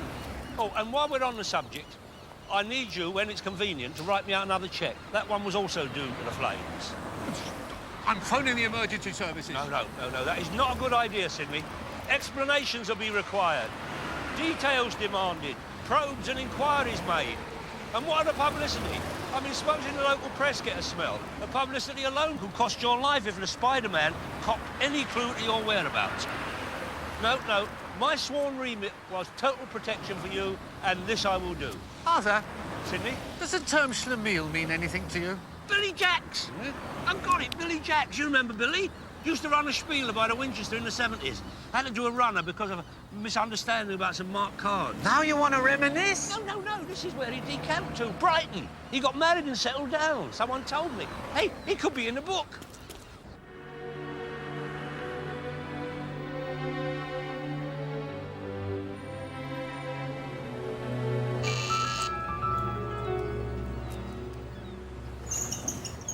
Hello? Hello, who is it? Yeah? What do you want? Good morning, madam. I wonder if you can help. I'm trying to locate a Mr. Billy Jacks. I understand he resides at this abode. Who are you? My name is Arthur Daly. I'm a close friend of Mr. Jacks from yesteryear. I did try to telephone, but there appears to be a fault on the line. That's because it's been cut off. Ah. Would you be Mrs. Jacks, perchance? You're an old friend of his, you say? A dear and trusted friend, I can assure you. I see. Just wait there a moment. Is Billy... What did I tell you? Right result. I sincerely hope so, Arthur. I can't take much more of this. Well, don't worry, Sidney. You won't have to. Billy's one of our own. He'll see us all right. You have my personal guarantee. Now, sod him well clear off. And if you find him, you tell him from me he's dead. Where next? Siberia? Oh.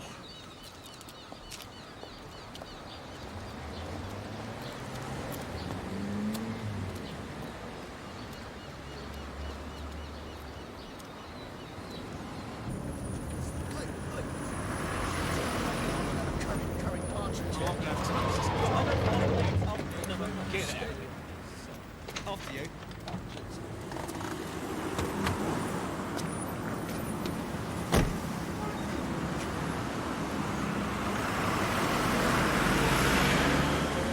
Nothing like the ozone for clearing the sinuses, is there? Well, you can't knock the view.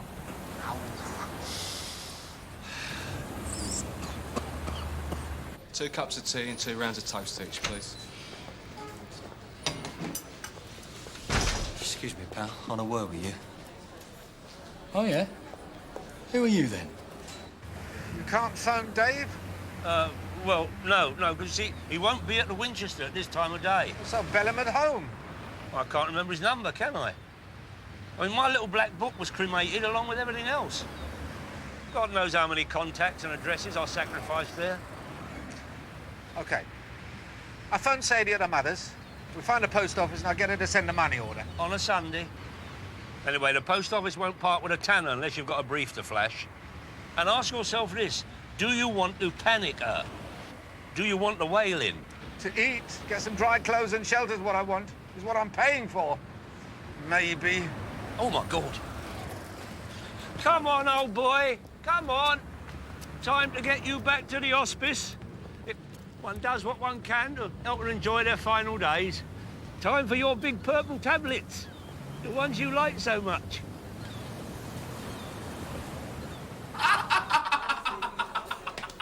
OK, so what's the bloody joke then, eh? Your pal Sidney. He's the joke. Oh, yeah? Yeah. That's a right load of cobblers he's told you for starters. Yeah, total rubbish. So convince me then, eh? In the first place, I wouldn't kill anyone. Not for a poxy 500 quid. I ain't a complete nutter. No, not complete. I ain't saying I didn't take his dosh. Be a mug not to, considering. But it wasn't about knocking him off, he was propping me about. There was some geezer he wanted me and my mates to put in hospital for a couple of weeks, that's all. Well, who was that then? I don't know.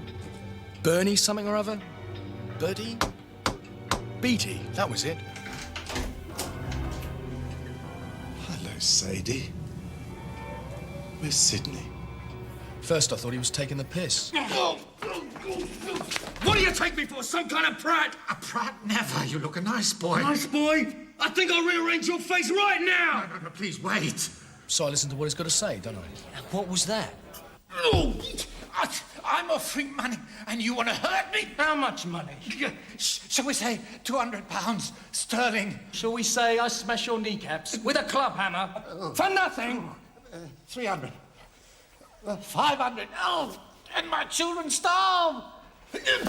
How do I know this geezer ain't some nutter and it's me that takes the battering? Well, you've got friends. They can't help. Oh.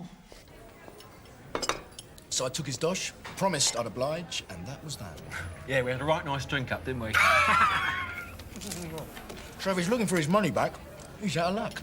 Unless you fancy yourself as a debt collector. Don't you even think about it, pal. Now, you listen. Did he tell you why he wanted this geezer out? Wasn't interested, was I? As far as I'm concerned, I'm dealing with a nutter. Yeah, you could be right. Now, just leave the talking to me. This sort of gaff, they respect the voice of authority. And you say your luggage is following, sir? Oh, absolutely. Yeah, and our credentials, so when my people get here from London.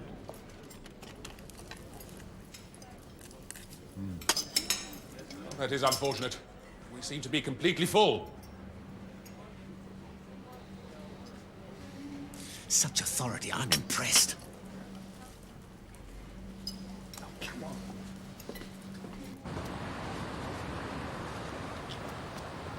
It's not a problem, Sydney.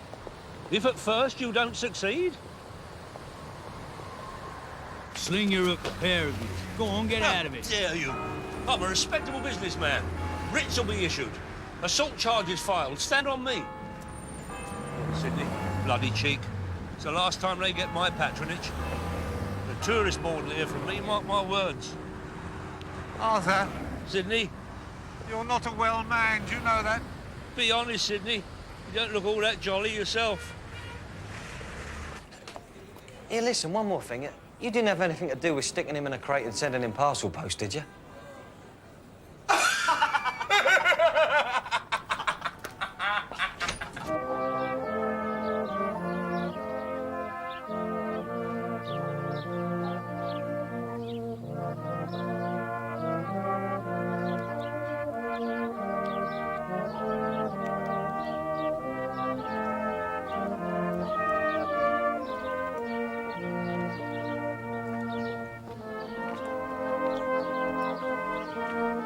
Try and think of it as an adventure, Sydney. Man against the elements, that sort of thing. I mean, Joseph didn't turn it in when he was schlepping around Bethlehem looking for digs, did he? No. Because him and his missus knew that if all else failed, the Lord would provide. Even if he was a bit young at the time. Jesus once before the sun came to shine for him each day. In every way tries to please him, as home, as school, and play. A sunbeam, Jesus once before a sunbeam.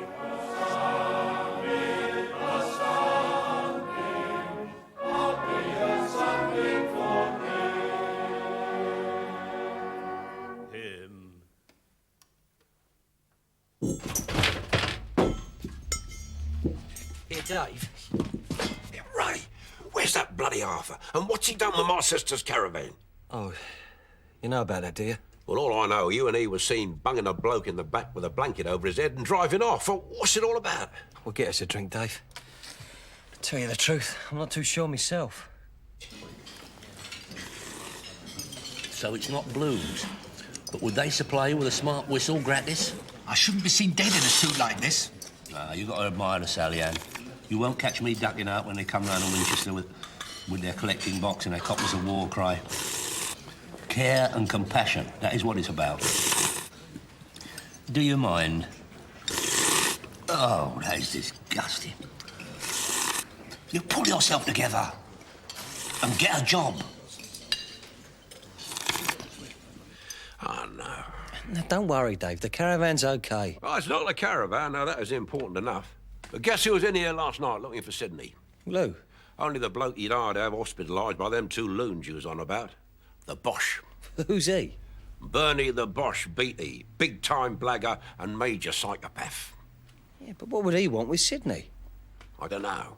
But you can bet it wasn't to exchange pleasantry. He's not called the Bosch for nothing.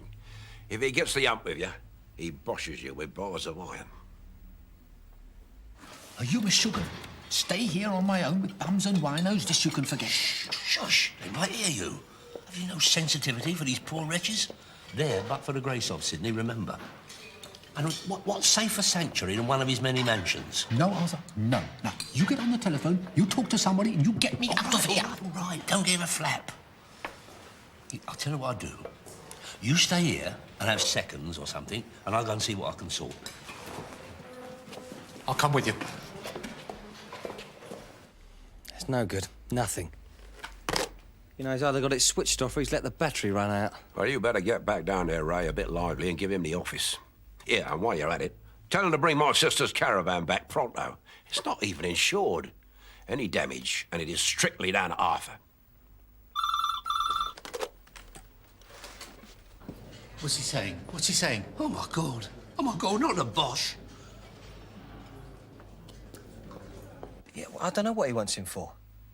Yeah, but if Sydney arranged to have him done over and he's found out about it don't take too much working out, does it? Right. Yeah, all right, well, hang on a minute. Go ahead, Dave. Yeah, I want a word. Okay. Yeah, go on then. Yeah. What are you doing there? Never mind what I'm doing here. You get down here right away.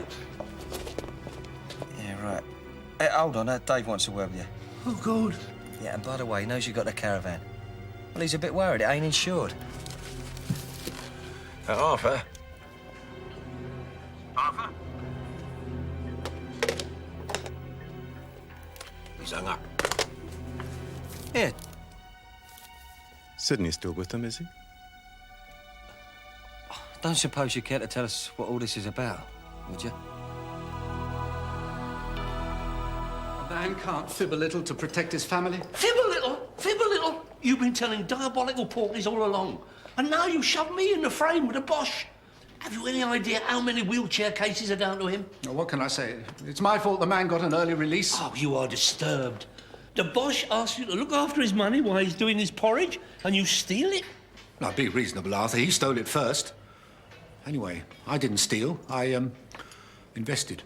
100 grand? Did I hear any complaints from him when the business was going well? So I'm to be blamed? The bank's about to foreclose? Oh, such tragedy. A fortnight more, I might have stuck. The house sale completed. All the factory stock sold, and I disappear. A new name, a new life. In 7 years, I'm officially declared dead, and Sadie, God bless her, cashes in my life policy and joins me to retire in the sun. It's a wonderful plan, except for one mistake. You I have to pick to give me an alibi. Alibi? Well, of course. As soon as that tattooed crazy and his mates had dealt with the Bosch, I was going to tell you all about it. An extra earner you would have got for this favour, believe me. Extra earner? Certainly. When inquiries are made about my disappearance, you confirm that I hired you to protect me. You say, I didn't say from whom, you were just doing your job. So it's your fault you left me alone for an hour and I'd gone when you returned. Nothing personal, Arthur, it's business. Sister, is there somewhere I can lie down? I'm not feeling all that.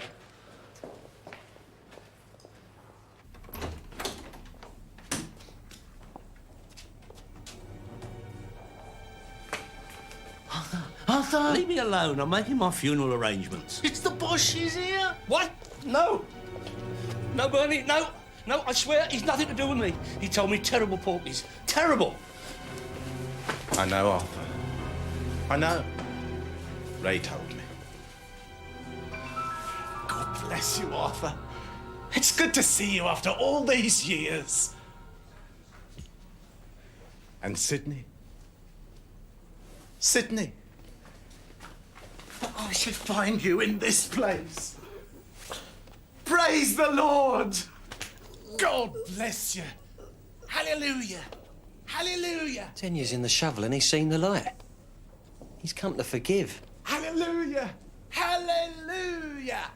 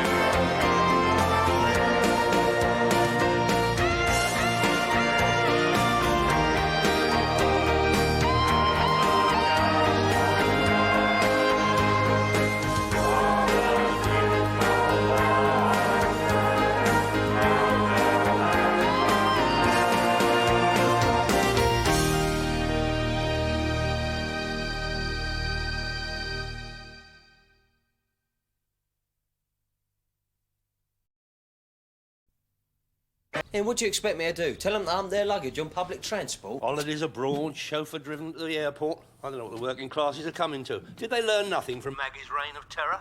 Oh, I'll tell them you said so. You will do no such thing. You'll just see that you're back here in time to pick up my mail from that agency. We have important new business to conduct. Hey, the van's in dock, so what are you carting them in? Dad's cab. Oh. Well, see if you can pick up a confused traveller for the return journey. We could have a small earner out of that. Are we? Japanese or Yanks are the best. I want you back in 3 hours max with my mail. Yeah, Arthur, I'm not going to rush...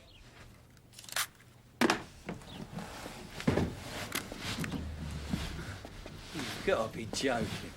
Better safe than... Sorry. Now, you'll be all right, won't you, son? No, of course I won't, Mum. Who's going to be here to change me nappies? Don't be cheeky.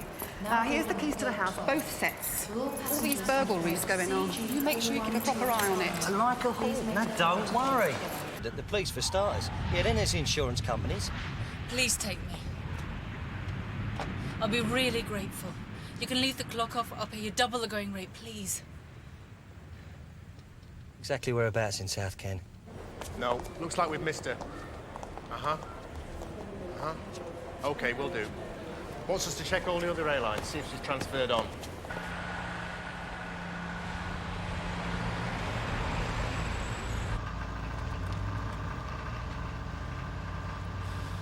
You all right back there? Do you think we could pull up somewhere, actually? I think I need a drink or something. Look, you don't mind me asking, but are you in some sort of trouble?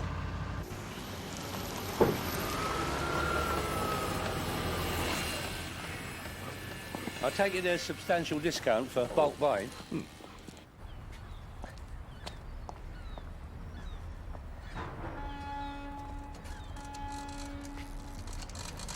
Cheers.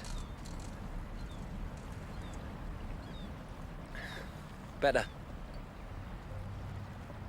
Do you want to talk about it?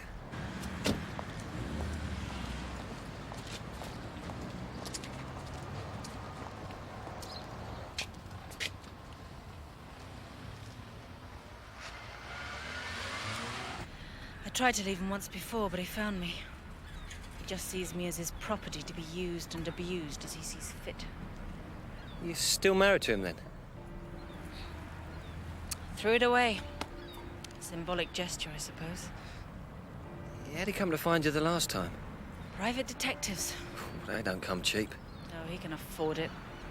He's one of those rich pigs that thinks money can buy people. He's not buying me. Not anymore. So what are you going to do now? Go and see this old friend. I don't think my husband knows about her. Maybe she can put me up for a few days until I'll have to find somewhere safe to stay.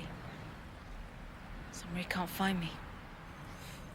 Well, if that don't work out, there's plenty of anonymous hotels in London. Oh, no.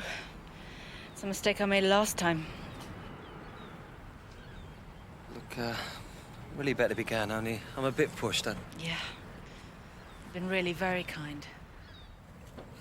It's no problem.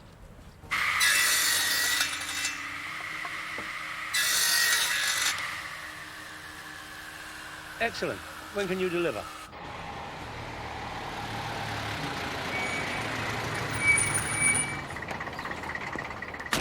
No, it's, okay, it's No, not no, late. no, please, I insist. But, if you could just wait for 1 minute. Wait. Well, it's just that I'm not sure if... Be 1 minute, okay?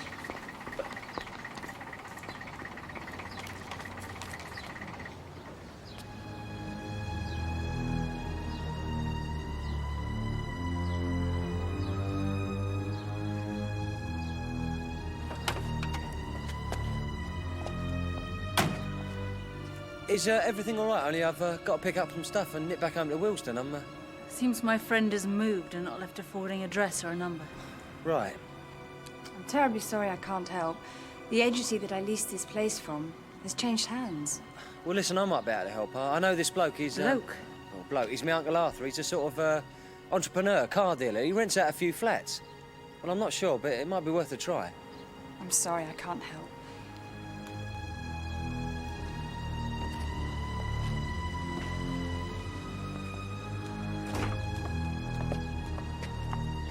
Well? I don't know what to say.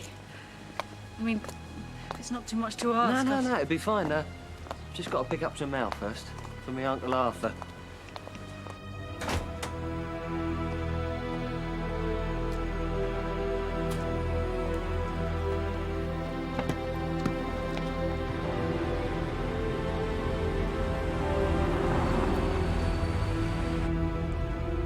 I want to see you.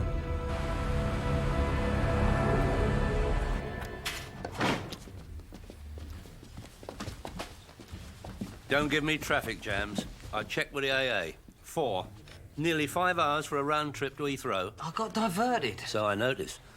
And may I assume that you were the signpost to this little diversion, young lady? Well, Because if so, I'd like to point out that this young man is in my employ. Arthur. And taking time off to pursue his uncontrollable carnal desires is not part of his contractual obligations. You finished? No. Did you pick up my mail as well? Yeah. Postman Pat here fulfilled his duties. He delivered them to the lockup where he thought his employer would be. Was there much? Matter of fact, yeah. Whole sackload. Oh, really? Yeah, well, would you and the young lady like a drink, Ray? Thank you, Dave. Manners on the manor at last. Susie, this is Dave. Friend, confidant and owner... Part owner. ...of this place. Hello. Nice to meet you. And this is me Uncle Arthur. Charm, my dear. Forgive my little outburst. Pressure of business. It's all right, I understand. It's a pleasure. Ray's been telling me all about you. What a kind and generous gentleman you are. Family loyalty. Can't beat it. Slight exaggeration, I'm sure. Somewhat.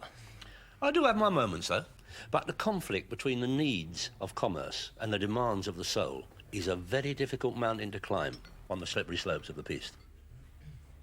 That's, very poetic, Arthur. Call me Arthur. Arthur. Well, Arthur, would it be all right if I bought you all a drink? Oh, no, I couldn't possibly allow. Yeah. You already have. What's it to be? Do you have champagne? Yeah. Is that all right? Why not? It's your money. Well, if you absolutely insist. Charming. May one inquire how you two met? Dear Susie, now might be a good time to tell Arthur about your problem. You have a problem, my dear? We checked all the airlines and ports, so we're pretty sure she hasn't left the country. You think she's definitely in London, then? Where else would her sort go? I think it's best if you get down there. Supervise this thing personally. It'll have to be after the weekend, sir. I can't get out of that seminar. Deal with it before it's too late. It's gross. Gross, my dear. Beat you. Well, he forces me to do things. Things I'd rather not talk about, actually. Things? What sort of thing? Oh, good God. Oh, God knows what her indoors would say if she knew such things took place in the sacred union of marriage. Well, maybe you should try educating her, Arthur. I'll try and excuse that stupid and extremely crass remark, Dave. Never mind, Arthur. Thing is, I told Susie you might be able to help her out. Rent her one of your flats, incognito-like. Rent? Oh, certainly, my dear, without hesitation. And from what you tell me, you obviously need minding. Minding? Protection from the dark malevolence of marital abuse. Oh, well, yeah, I suppose. Arthur? You know, unfortunately, all my properties are occupied at the moment, but fate has played a hand. A haven of security and home comforts has suddenly become available, complete with top-of-the-range minding facilities. Excuse us a moment. Arthur, what are you getting me into here? If you're thinking of installing Susie into my flat, well, you can forget it. No, Raymond. We're obviously dealing with a young lady of refinement and financial wherewithal. No, it wouldn't be proper to expose her to that level of squalor. Do what? No. The sanctuary I have in mind is much more suitable. Unacknowledged, anonymous, unknown. The sort of place no one would look for anyone. Burton Doreen's gaff. What are you doing? That's my parents' house. Were you... Pragmatic is the word you're looking for, Ray. The perfect solution to that young girl's dilemma. Well, no way, Arthur. It's what's called not happening. I don't understand your attitude. May I remind you, it is you who brought this poor, battered waif to my table for sustenance? Yeah, to rent a flat, not to be lodged up in my mum and dad's home. And look at her. She certainly don't look poor and battered to me. I'm shocked and appalled. You are clearly lacking in the ancestral chivalry associated with the Daly bloodline. And you are also totally selfish as well. Selfish? What are you talking about? I'm talking about you denying your poor, hard-working parents the opportunity to cop a nice little earner and so defer the costs of their pitiful package in the sun. Yeah, how? Well, think about it. They'll cop for half the rent when they come back, won't they? That'll pay for most of their holiday. Now, what kind of son is going to deny his parents that? Arthur, you're unreal. And she's made it clear she's prepared to pay for services rendered. I'm just grateful for him up there that I'm able to help. There is definitely something wrong with you. Hello, what's going on there? Yeah, you don't think... Well, don't just stand there, go and find out.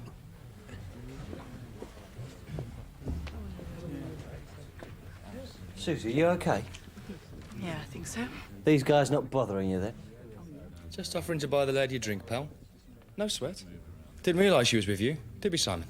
No. Our apologies. Okay. No problem here, gentlemen, I trust? Not at the moment, no. You are? Arthur Daly, director and owner of this establishment.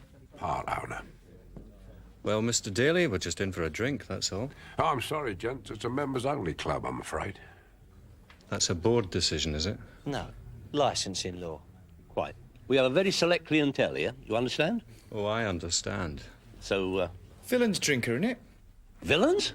Don't worry, Mr. Daly. You could say we belong to the fraternity. You may do, but I happen to be a highly respected businessman on this manor who... Yeah, all right, listen. May I add, enjoys an enduring social rapport with my friends in the upper echelons of the local constabulary. Villains, indeed. Ray, eject these slanderers. Now, hold up, Arthur. Are you sure? You think I'm going to stand here and have my good name besmirched by a couple of... Just checking out the haunts of the local lowlife, Mr. Daly. Strictly routine. Dave, don't just stand there. Give the boys a drink. On the house, of course. Ponytails and beatnik clobber. Beatnik? I don't know what plod's coming to. Whatever happened to anoraks, hobnail boots and short back and sides? They're simple. Times change. You don't. There's no asking the time from a policeman wearing a Mickey Mouse watch, Raymond. Think about that. Yeah, sorry about that, my dear. They mistook my ossuary for the Winchester 73, a North Wilston carsy full of cowboys. Yeah, I'm sure. Should I get my case from the taxi? Raymond will deal with the luggage. Ladies in my care always travel first class. Right, we'll get her installed. Look, Arthur, I'm not happy about this one bit. I want to start my own gaff. Well, of course you do, and quite right, too. I mean, she may be webbed up with a beast, but she's still a married woman. Now, I expect you to act like a gentleman. Dignity, restraint, and moral thingy. We're talking about lodging a total stranger at Mum's. And you know what she's like about her home? She'll go spare. Your mum has total faith in me. Now, give me the keys of the house and follow up in the cab. The keys have been entrusted to me.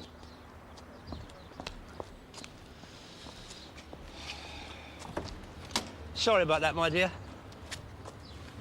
Just checking out the most secure route. Professionalism is my credo. But who could possibly know I'm here with you? Precisely. This is perfect, Arthur, perfect. You're a prince. Of darkness. I'm glad you approve, my dear. A touch humble. Humble? Compared with what you're used to, no doubt, but it has a certain je ne sais something, I think you'll agree. Your mother's obviously very house-proud, Ray. Very. So, Arthur, what's all this going to cost me? Raymond, why don't you pop back upstairs and just check the security locks while Susie and I... Well, let's see. Fully secure accommodation, total access to all facilities, washing machine, TV, phone, kitchen utensils, linen, etc., etc., plus 24-hour protection service, and we won't mention VAT. A mere monkey per week, my dear. 500? I know. A suicidal discount on my normal charges, but call me an old softy. Susie's got enough on her plate without having to worry about money. Is that satisfactory, my dear? Seems very reasonable, Arthur. Does it? I'll write you a cheque. Ah. Or would you prefer a Visa card? No, a cheque will be fine. You were right, James. About what? Arthur Daly. Man's a joke. Strictly 4th Division. Not worth our trouble. Yeah. Hard to believe he's driven 3 ranking officers to near-nervous breakdowns over the last 10 years.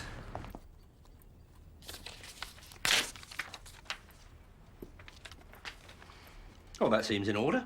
Thank you, my dear. No, thank you. Both of you. I can't express how grateful I am. No need. People in Stuck, daily care is my creed. Well, so long as you don't mind. Nonsense, Ray understands, don't you, Ray? Not entirely, no. There you are, then. Well, look, so long as I can get in touch, who should I get hold of? Your daily care lifeline. You will notice offices, mobile phone numbers, instant contact, night or daily, as the need arises. Oh, yes, and you'll need these to chub up. Arthur? And it goes without saying, we shall be monitoring your welfare constantly via our sophisticated communication systems. You are truly a knight-errant, Arthur. I haven't met many men like you in my life. I'll do my humble best. Come on, Ray. Oh, and do feel free to rest your weary in the master bedroom. Arthur, that's me mum and dad's bedroom. Well, of course it is. You can't expect a young lady of her quality to get her load down on a bunk bed in that box your mum calls a spare room. But I'm telling you, Arthur, when Mum comes back and finds out, she's going to go guaranteed. Not after I've informed her of that poor girl's flight and not after I've bunged a tour into her outstretched. But you're copping 5 a week out of this. X's and your wages have got to be met, haven't they? And don't think I didn't notice that nifty you pulled out of the Winchester. And guess where it came from? You were Brassic this morning. And who suggested I pick up a fare? Precisely. And have I demanded my rightful percentage? Yeah, you drank it. Only to be hospitable. Anyway, enough of this, Bunny. I want to get this cheque banked and get home. Her indoors is doing fish. Look, I tell you what I want you to do. Seek out Willie the Weed, tell him I've got a bit of casual to put his way, and to be at the lock-up first thing Monday morning. You too. We got new business to sort. Never mind that. I want to get this sorted. It is sorted. Look, never look a gift horse in the throat, Raymond. Susie's happy, I'm happy, and defrayed holiday expenses will make your mum and dad happy. I'm not happy. Given time and the stability I can offer you, you will be. Arthur, we don't know who she is, where she comes from. I mean, what kind of real act she's got. It could be total nonsense. How do we know? Stop worrying. There is no way anyone's going to trace her here, is there?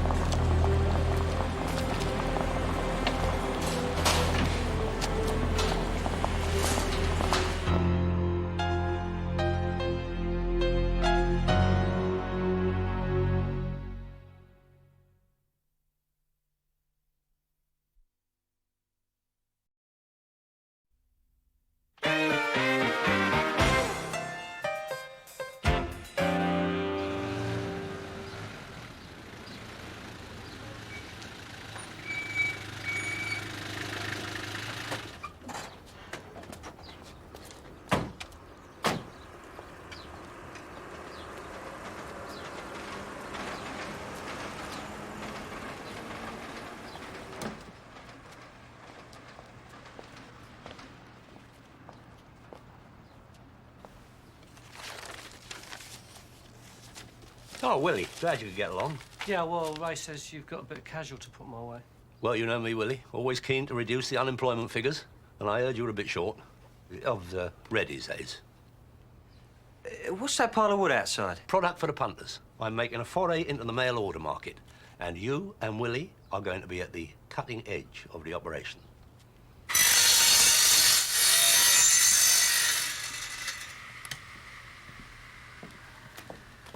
Excellent, Willie, excellent. You've obviously done this sort of thing before. What are they for? For? Well, they're bookends. Bookends? Yeah. Bookends. You're selling plain lumps of wood for bookends? No, no, no. You smooth down the rough edges with a bit of sandpaper, then they're bookends. $5.99 a pair, plus post and packing, inclusive of VAT. You gotta be kidding. Who's gonna stand for that? Ray, there's a multitude of punters out there who'll stand for anything, if you can cater for their small needs and fantasies at bargain prices. And there's a sack full of orders in my office to prove it. Is Susie settled in all right? Yeah, as far as I can tell, she hasn't nicked any of the cutlery yet. Good. Well, come with me. I'll show you what I want you to do while I'm dealing with the correspondence side of this business. So, what's the move? Well, working on the theory that a leopard doesn't change its spots, I have here a list of people and addresses we can start checking out.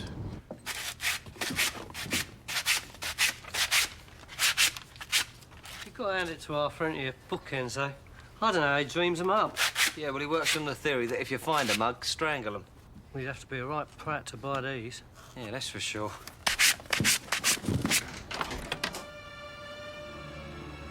Melissa Mason? Yes? Been anticipating someone like you arriving. In that case, I'm sure you wouldn't mind inviting me in so that we can have a little chat.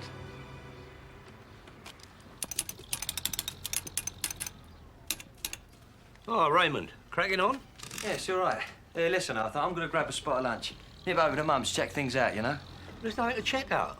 I've talked to the client on the dog, and she tells me she's comfortable, relaxed, and appreciative of the privacy we are affording her. Yeah, well, I'm not too relaxed or comfortable, so I'm gonna check things out, all right? Ray, may I remind you, you are in my employ, and we have work to do. Here, slap these labels on those parcels, ready to post as soon as the checks have been cleared. Arthur? When you've done that, nip round the collection agency and pick up the new bunch of orders. Ain't you heard of the Industrial Relations Act? Lunch is for wimps. Arthur, this is Willesden, not Wall Street.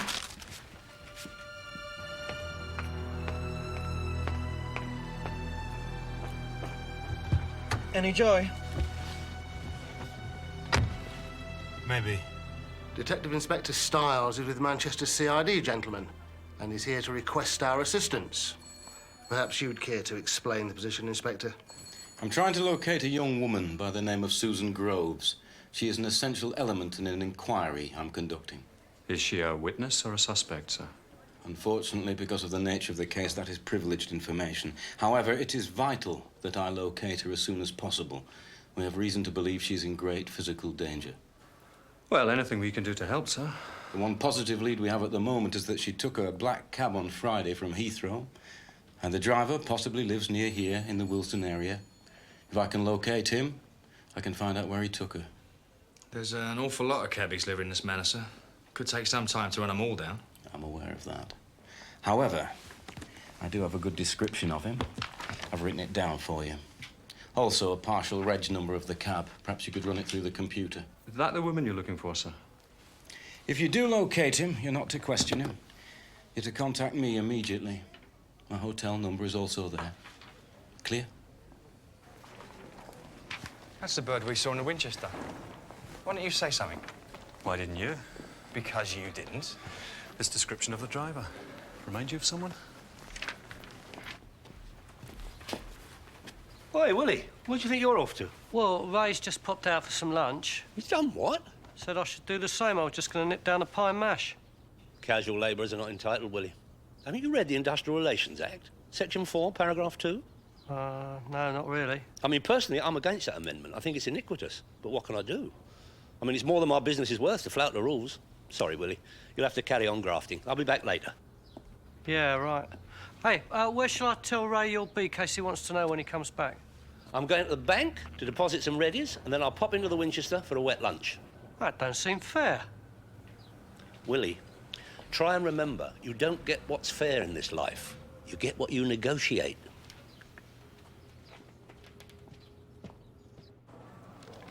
Here it is. Albert John, cab driver. And there's an address. Is it local?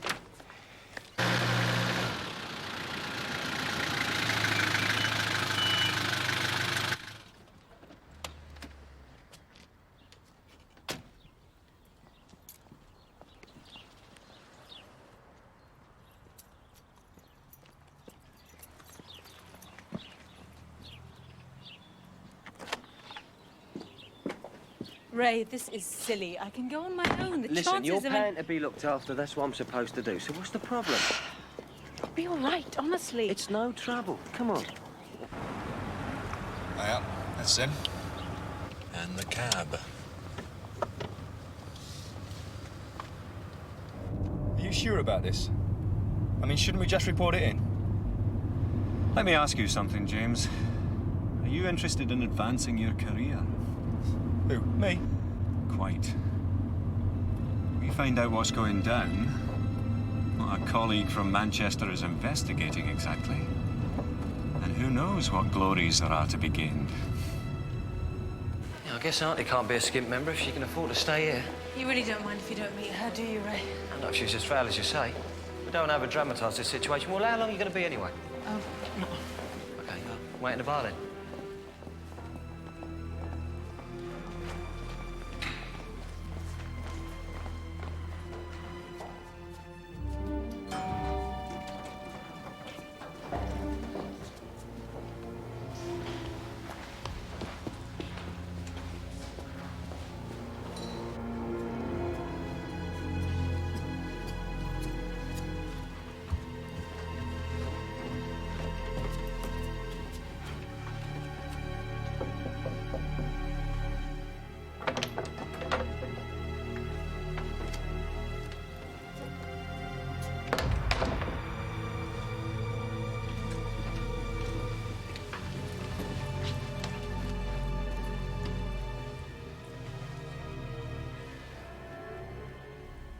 Not only did she slip me a dud, but the bank charges me 15 sols for writing me a letter to tell me about it.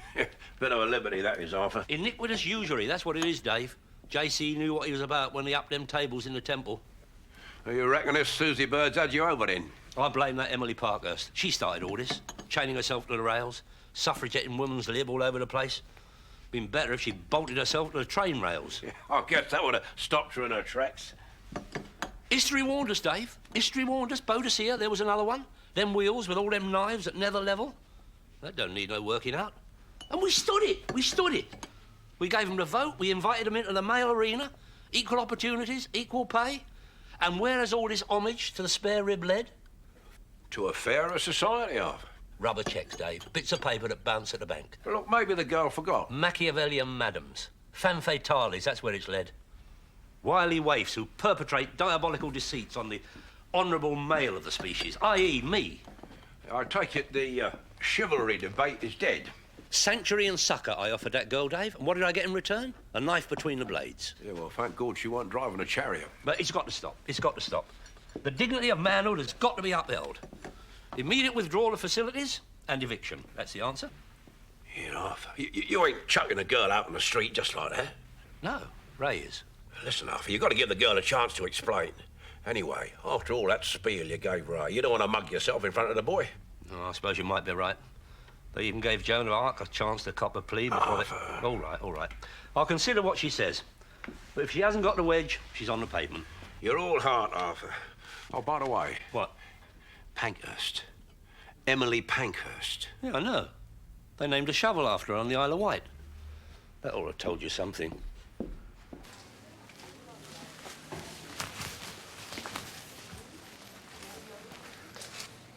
You still in there? Yeah. Hasn't moved except to make a quick call. What's happening? She's visiting some woman in 301. Want me to check with reception? See who? Already have. They were a bit snotty. All I got was a name. A Miss Laura Adams, and that she's a regular guest. That figures. Oi, here she comes. If they move on, I'll follow them up. Yeah? You stay here. Find the house Dick. They're usually ex-cops. Might be more approachable. If the woman in 301 is a regular, he'll probably know something about her. What do you mean he's not here? That's what I mean, he ain't here. He rang through, though, said he was with this bird. Susie, I think he said her name was. I knew it. I should have known. Something wrong, Arthur? You really should get some ointment or something for that rash, Willie. Looks terrible.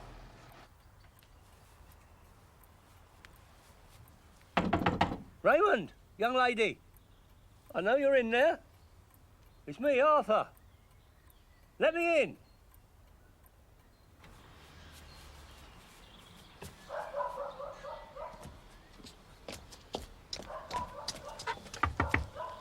Raymond! Raymond! Raymond, I hope this doesn't mean what I think it means. She's a married woman who kites up the unsuspecting. Raymond!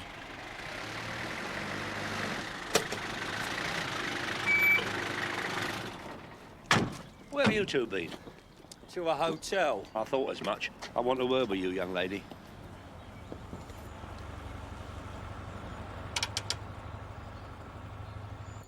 Nevertheless, that doesn't explain bogus kites that have been referred to drawer. Well, we had a joint account.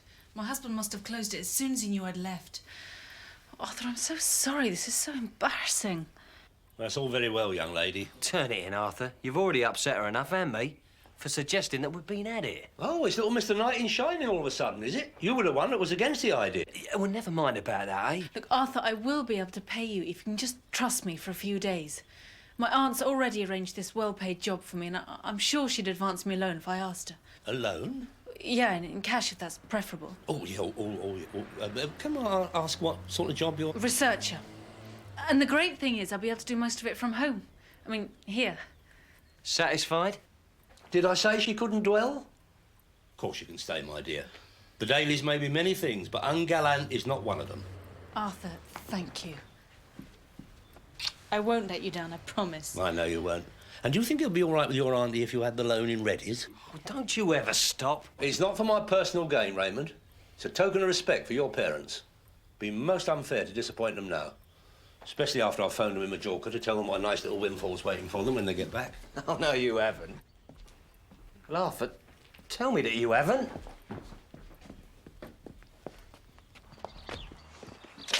Raymond, some people are telling there's no room in business for sentiment, but not Arthur Daly. Yeah, Arthur, tell me you didn't ring Mum. Oh, never mind all that. I want you back on the mail run.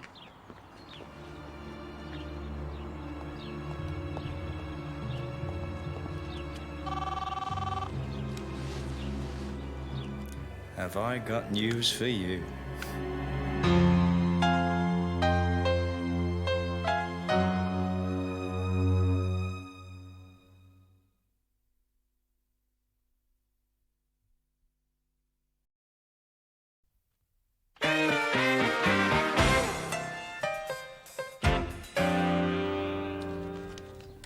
Make someone else wash up. Here, Arthur, what does it mean? $2.99 plus P&P. What, for this? Yeah, it's a new line. Philosophical bon mots, witty epigrams. Punters love them. Stick them on their fridge, back of the car, whatever. Well, like, you don't have to be mad to work here, but it helps, that sort of thing. Look, all you got to worry about is bunging one of them with a compliment slip into those self-addressed envelopes. Well, where are you going? Down the car lot to conclude a deal on a motor, deposit some readies, and collect some that are overdue. Yeah, but what does it mean? You're the one with the O-levels, Raymond. Whatever you want it to mean. Arthur, all right if I stop for a sandwich? Section 4, paragraph 2, Willie.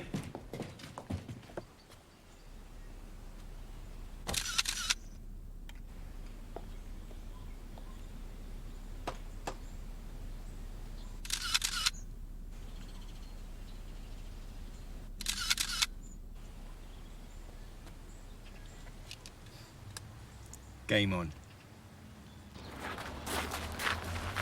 You want me to clean all of them, Arthur? That's right, Wasp. And pristine. Otherwise, we'll have to renegotiate your wages.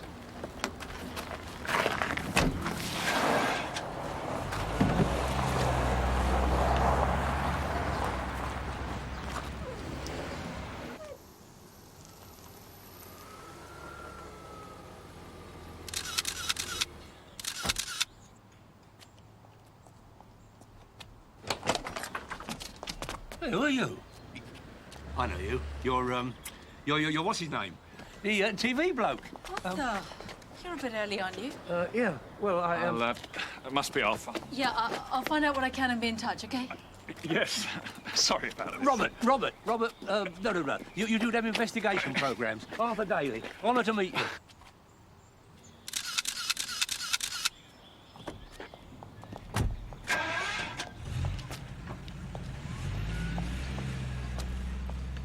Your auntie does know some influential people, doesn't she? Showbiz and all. I am impressed. Yeah, what exactly are you researching? Arthur, what can you be thinking? No, I was just upstairs getting change. Robert had to phone the studio. He called up to say he was leaving just as you arrived. Ah. He's doing a programme on corruption in Brazil. Rio de Janeiro, I think. Rio? He needs some political background stuff, you know. Really? Well, I might be able to be of some assistance there. I have a number of contacts who know Ronnie very well. Ronnie? Biggsy. Who? Ronnie Biggs, great train robber. Prisoner of Rio. I mean, if Robert wants me to discuss it on the programme, I could make myself available. Oh, well, that's very... I'll see what he says.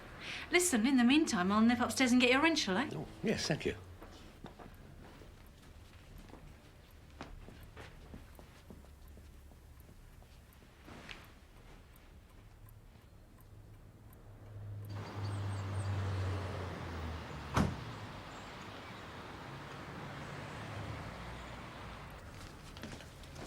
There we go, Arthur. Oh, thank you, my dear. It's all there, I think.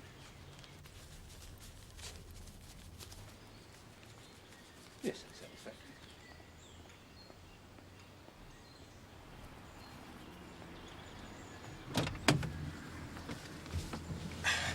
Got him. Good. I think I can see why our DI from up north is interested in this lady. But given Daly's track record, it's a bit of a puzzle to see what his involvement is. So maybe he's getting ambitious.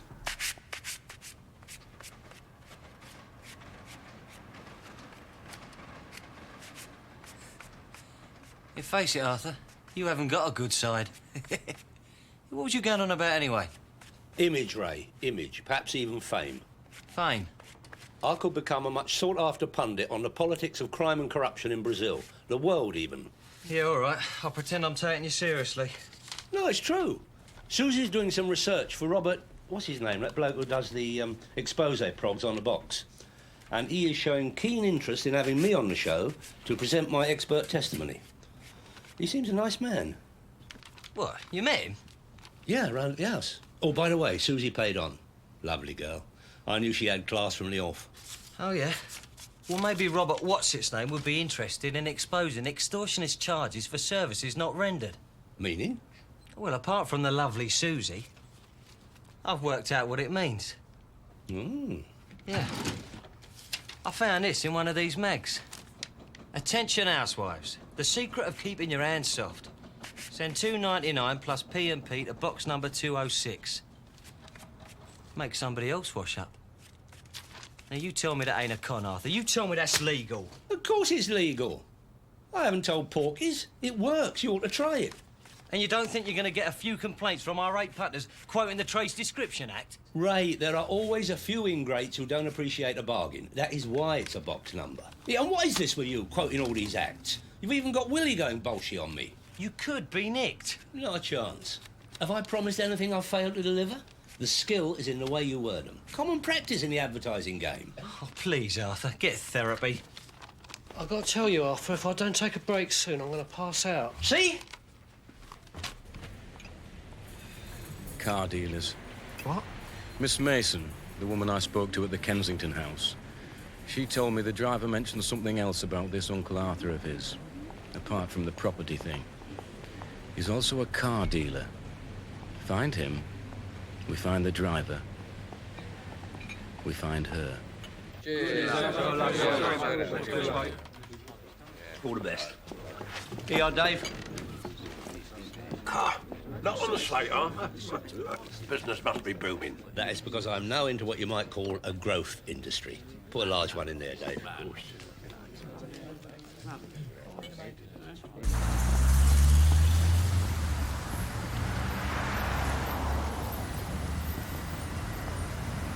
I have to admit, Dave, that my amazing insight into the way that... There's something wrong with your minces? Something wrong about you, Arthur. Well, well, well. Isn't the little gendarmes? Give the lads a drink, Dave. Not this time, Arthur. We're on duty.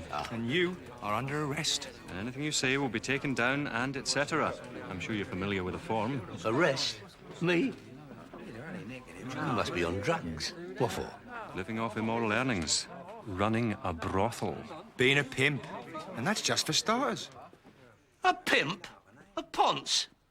How dare you? I may have been viciously maligned and slandered in the dim and distant for one or two minor peccadillos, but never, never has it been mooted that Arthur Daly was a nonce or a ponce. Really? The name Susan Groves won't mean anything to you then? Susan Groves? You know, the tart you've got operating from your brother's house. Oh, my good God. This is all a ghastly mistake. Writs will be issued for libel and false arrest. You're winding me up. No, I'm serious, Ray. You know, that young plod with a ponytail and his mate, they are carting him off the neck as we speak. Yeah, well, you better get over to your mum's gaff quick as you can. Hasn't got a nephew, has it? Drives a black cab. Nah, Ray's his nephew. His dad drives a cab. Arthur's brother, Bert. Bert? Yeah. Yeah, well, that's who we're trying to find, really. We owe him some money. Live hereabouts, does he? I think so. I don't know. Be in a book, I suppose. Leave me alone. This is not necessary. You get your hands off. It's my house, mate. All Get right. out. All right, I'm going. Don't push. Don't come back. Ray! For God's sake, Ray, what are you doing? How could you humiliate me like this? You got some front, ain't you? I'll give you that. Arthur's been nicked down to you. And I want to know what is going on. Now. So how do you explain these?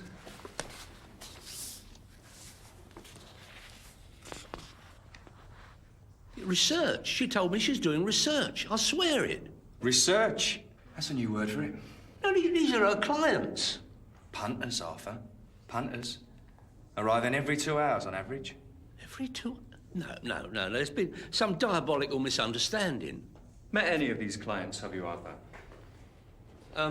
Well, no, not per se, so to speak. Oh. Can't be your brother. You said he was in Mallorca. Have a little arrangement with him, do you? He and your sister-in-law sit in the sun while you organise the business end and collect the proceeds. Bert and Doreen? I can see it all now. Entire family run House of Vice for celebrities. The media's gonna love it. Could I have a glass of water? Please. I mean, what do you think I am? What kind of mug do you take me for, Ray, it's really not what you think. Please, don't be angry with me. Not what I think. What, on me mother's bed? Look, Ray, I was just feeling really depressed. We were talking about the work you wanted me to do, and it just happened. I'm so sorry. Just stop it, just pack it in. I mean, look at this. A mobile phone, appointments books, names, times, even a bloody bleeper. Ray. Yeah, and that bird I took you to in Kensington. Well, she's got to be a brass too, isn't she? I should have bloody sussed it. Ray. No, you just get your gear and you get out of here. Tell us about Laura Adams, Arthur. Laura Adams? You know, the high-class madam you've got recruiting tarts at a certain Mayfair hotel.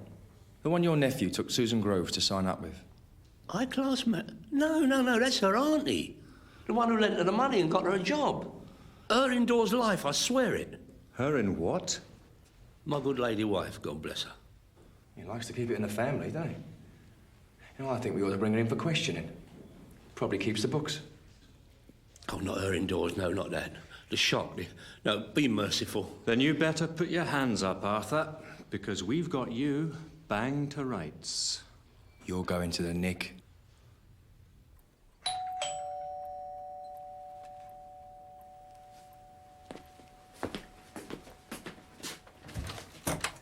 Do you? I don't believe it. Listen, boy, she's out of business. On your toes. Stay out of this.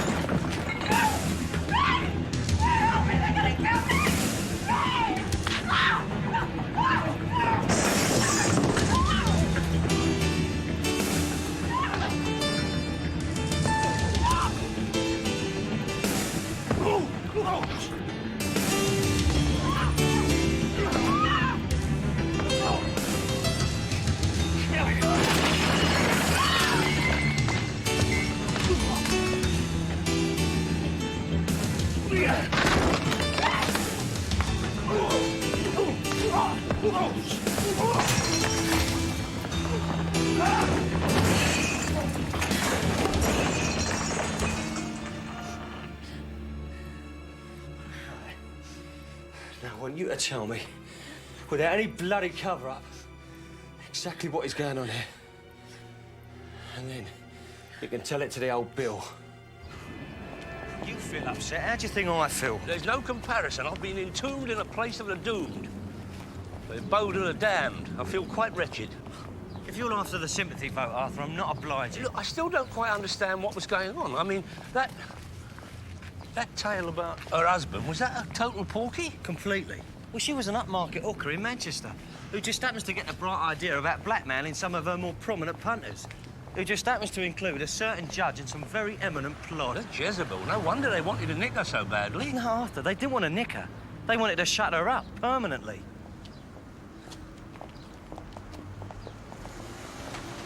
Joking. Joking? Do you see me laughing, Dave? Am I creased with mirth? So what's going to happen to her, then? Well, my bet is they'll do a deal with her. Ain't going to let a scandal like that come to light, are they? I don't know what's happened to this once green and pleasant. Top jollies consorting with strumpets, rampant reporters. Where's it all going to end? Makes you think, doesn't it? And who is it who suffers, Dave? The poor, honest entrepreneur. He is the one who gets fitted. It's no wonder Bob took the plunge and Hazel done a runner. The end is nigh when you can't rely on the establishment to act proper. You know, there's something wrong with him, Dave. God knows what her in Buckhouse thinks of it all. Well, nothing compared to what my mum's going to think. Here, talking of which... No, not now, Ray, not now. I need at least one large one before I even think about that. Willie, what you doing here?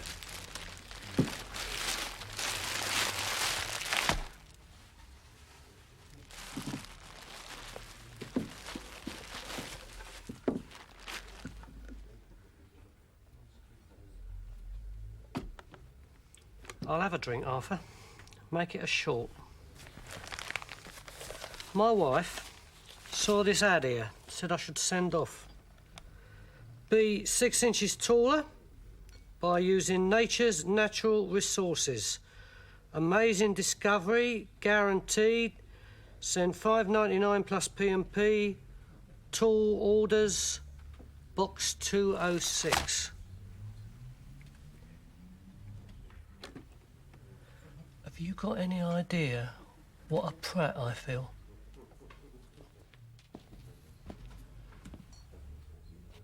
Willie, you should have said. I could have let you have them cost.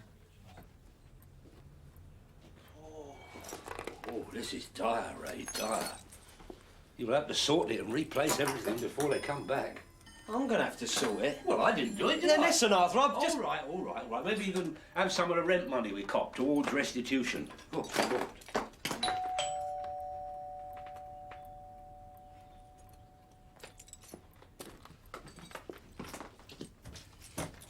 Mum, Dad, what are you doing here? The hotel was terrible, and it done nothing but rain all the time. So she decided we should cut our losses and come home. Yes. I told him to take the anoraks. Mum, don't go in there! Oh!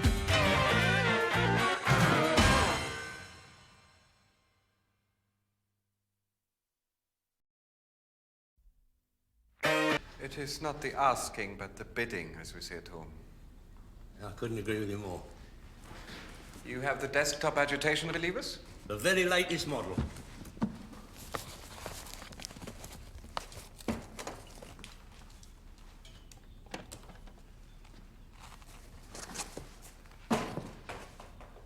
You can feel the worries queuing up to jump overboard, can't you?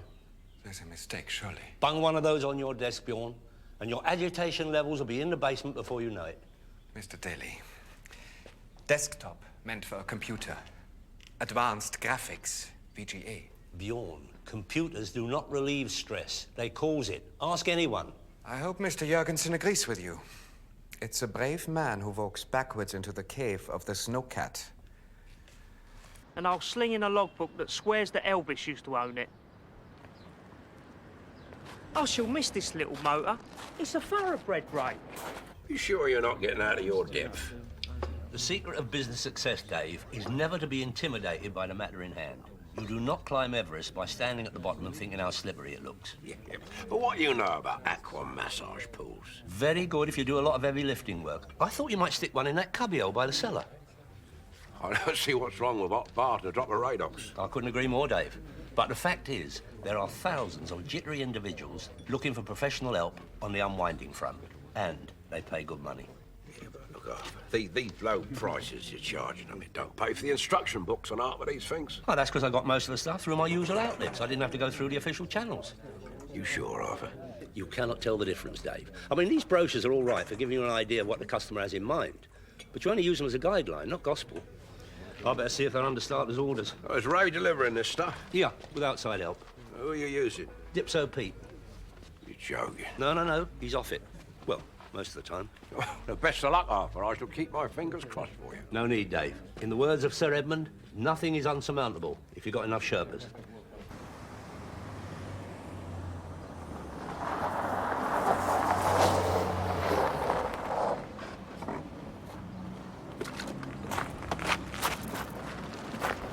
What you doing? Tiny brought it in. It's not brilliant, but we'll make a few quid on it. How much you pay? 3.5.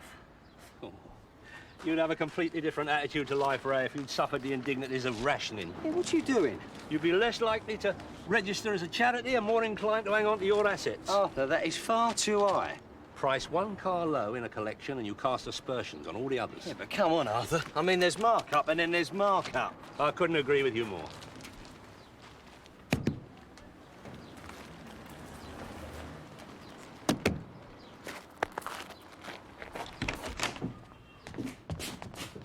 Ray, Yawn's getting in a twitch about everything arriving on time. You did double-check them lists, didn't you? Treble-checked. Good. Hop hold of this. I want you in constant touch. What for? I'm not taking any chances. All history's great disasters have been heralded by a moment of seemingly inconsequential risk-taking. I mean, think of our cricket team. One man's bowl of prawns becomes a nation's humiliation. Look, I've been through every single thing on Bjorn's list. Good boy. Oh, that reminds me. All that bump you put together about stress management went down very well at the American end. You might find a little something extra in your wage pack at the end of the month. Look, I'll pop over to Axel Alley. You sort out the jacuzzis with Fitness Freddy, all right? Yeah, I thought we weren't supposed to call them jacuzzis anymore. Only in front of people who paid for aqua massager pools. Excuse me. Excuse me. Oh, are you collecting? Pardon? I do apologise. I don't think we got the envelope. Here. Always happy to help a lady of the cloth. Thank you. Now, when you've done that... I like this one. I'm delighted. We do have a fairly extensive range. I'd like to buy it. It's exactly what I've been looking for. Would you care to sit in? Bless you. And that is a very competitive price, as I'm sure you've already noticed. Arthur, it's not worth half that. Ray, worth is measured by what people are prepared to pay for something. Now, come on your way. The clock's ticking. Arthur, she's a nun. That fact had not gone unnoticed. That motor is the perfect little runaround for her. Arthur, you couldn't. Watch.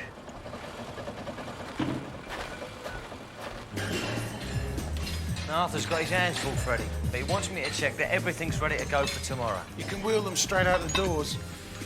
I wouldn't recommend lifting them without a winch, though. We're into hernia territory, Ray.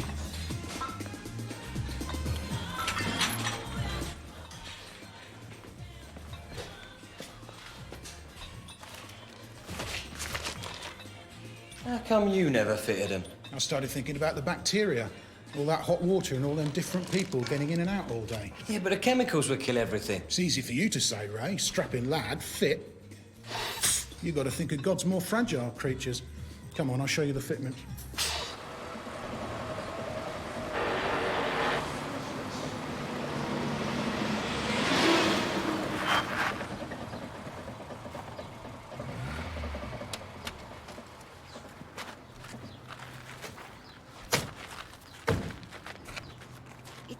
Lovely shape. And the matching colour's very agreeable, if I may say so. I'll have it. You won't regret it. Will you take a check? Yeah.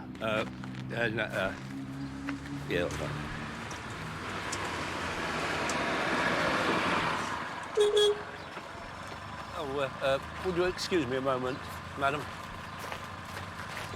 Arthur, I don't believe it. Is there a reason for this visit? Or have you decided the deadline we're working to is a bit on the generous side? Arthur, you're ripping her off. Sister Angelica is delighted with her purchase. Who am I to stand in the way of such happiness? Well, I just hope nothing goes wrong with it, Arthur.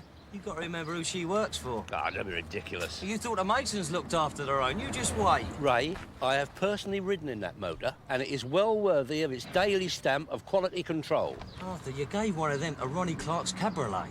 Freak gust of wind, Ray. How was Freddie? The jacuzzis are fine. Well, he's a bit worried he might have rabies. Here you are, Mr. Daly. No. All present and correct. Excuse me, you sure you don't want to try one of the others? A cheaper one? No. That's the one. A connoisseur of a fine automobile, Ray. Well, if you'd like to step into the office, my lady, I'll deal with the documentation. And if you can square it with your conscience, I'd like you to check out Dipso once more. As soon as I've done the paperwork, I'll nip over to Axor. Good morning. Boy, what the... Good morning. Mr. Santos says to remember that today is the day. Or you know what to expect. Okay? Tell him they'll be there on time, as promised.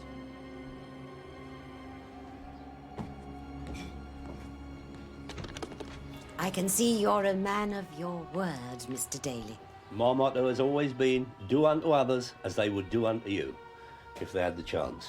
Oh, do you happen to remember a song called Blue Suede Shoes? I'm sure you should wear something over your ears, that's all. Never seems to bother me, Arthur. I expect you got used to it. Must have. What can I do for you? Oh, I just thought I'd pop in, see everything was going according to schedule. You know, the relaxation tables. Oh, yeah, absolutely. Have a look. Thought I might as well crack on while I got a bit of spare time. What's that? Well, it'll be the base. I'll have to subdivide it and then... Where's the rest? How do you mean? It should be all padded out. And there should be a motor. Look! Gotta get the basics done first, Arthur. Framework. But it's being picked up tomorrow with another of the same. Right. Anyhow, I reckon I've sussed out the best way of fitting the gearing system. Axel, I think you're beginning to mistake rising panic with leg pulling. You are? 6 a.m. Pete's Vehicular Services will be here to spirit 2 relaxation tables and a tub full of grease to the Stress Management Centre. Next month, Arthur, 16th of July. 16th of June, Axel, tomorrow. I remember telling you. No, you said July, Arthur, I remember. I heard you clear as a bell. Oh, no. I've given guarantees. Signed bits of paper. Keep calm, Arthur. Ray, calm is something you do not have when you've got a financial disaster hanging over your head. And I'd like to point out, I've already forked out considerable sums of cash to fund this operation. We won't see a penny of that back unless we complete the job on time. You could try one of the main suppliers. Pay the book price? Who's cracking up now? It was precisely because I knew I had an alternative source of equipment that I was able to tender so low. Here. What's that? Well, it's from Nobby. He can't get hold of the VCRs for Chico until tomorrow morning. Oh, my God. That's all right. We got one of Pete's boys to pick them up, drop them off first thing. Chico ain't gonna get upset because they're 12 hours late, is he? He's already upset. He sent one of his polo team round to say so. All right, we're still sunning out. Right, you don't know Chico. His recent return to South America was not because he was missing the alfalfa. That man has been concerned in some very unpleasant deals. Yeah, like what? Never you mind. Suffice it to say, he hasn't touched a scrap of corned beef since Shergar disappeared. It never rains, does it? Just when you think you scent victory. Look, Arthur, arm it round. Explain that we've been let down. You better. Those videos were by way of remuneration, and I do not want Chico to think I'm reneging. I'll check with Gunter about the exercise bicycles. We cannot afford any more cock-ups. Late's late. First thing tomorrow. First thing next century. What's the difference? I needed them today. We've been let down, Chico. Cash, then. We're a bit stretched at the moment. We just had to put a lot up front for a new job. You don't say. Listen, Arthur pays me in videos, Arthur pays me in cash, Arthur pays me in gold. I don't care. But Arthur pays me, and he pays me on time. We'll have them before breakfast. Guaranteed. Look, if anything was dodgy, I wouldn't have bothered getting in touch with you. It's no way to end up, is it, Ray? Morris. I thought they were collector's items. Not the car, Ray. That's a Ford. Large VAT, Dave, and the executive lunch. That'll be £3 for cash, Arthur. Don't be silly, Dave. Put it on the tab. What if you couldn't pay? What if something happened to you? Like what? I don't know. Usual things. Like a plague of locusts or turn it into a pillar of salt, you know, that sort of stuff. Dave, what is all this about? That motor, Arthur. The one you sold to the nun. Ray's been in. That boy has no sense of urgency. Oh, I know business is business, Arthur, but you've got to realise... Look, she came in of her own free will and drove off in the car of her dreams. I know that, Arthur. But the fact remains that that motor was priced well over the odds. I mean, you know that, Ray knows that, and he knows that. Dave, if you and Raymond had a long history of ecumenical involvement, I could understand this behaviour. But as it is, I find your sudden desire to fight the good fight rather baffling. I have also served, Arthur. You what? Don't you remember I was the altar boy at St. Saviour's? Benedictus, Benedicat. As I remember, you lasted 2 years and were slung out for peddling seditious literature behind a vestry. Yeah, but it stays with you, Arthur. I knows what I'm talking about. It's divine retribution. I have done nothing wrong, and I think you'll find celestial retaliation when out with the Inquisition. And now, if you'll excuse me, I'm running to a very tight schedule. Oh, please yourself, Arthur. I mean, you might be lucky, as long as that motor keeps going.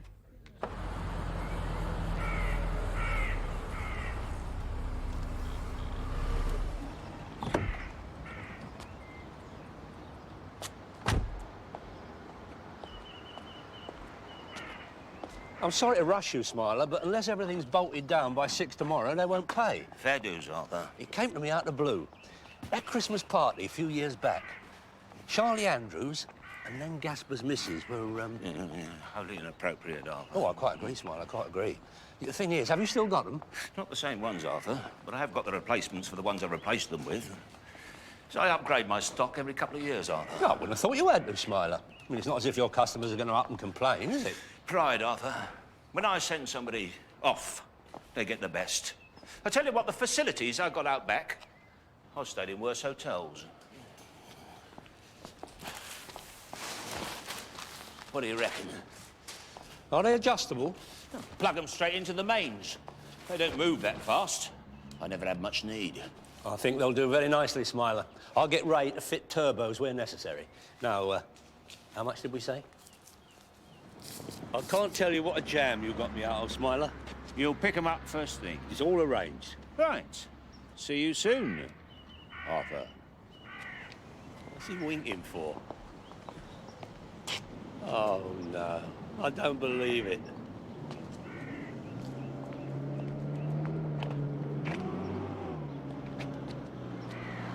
Taxi! What's up? Don't I look like a tip? Completely unprovoked.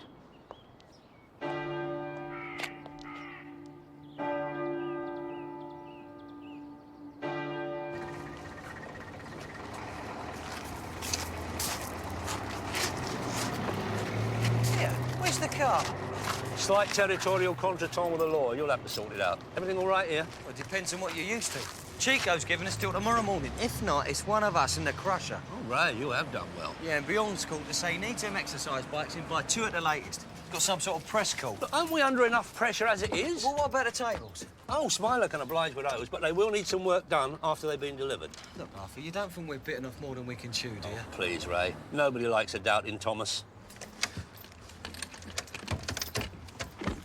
In your own time, Ray. I must have left it on a latch. Here, Arthur, you got your keys. Mine are inside.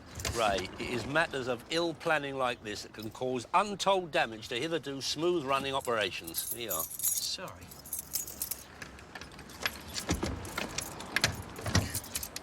Come on, let me try.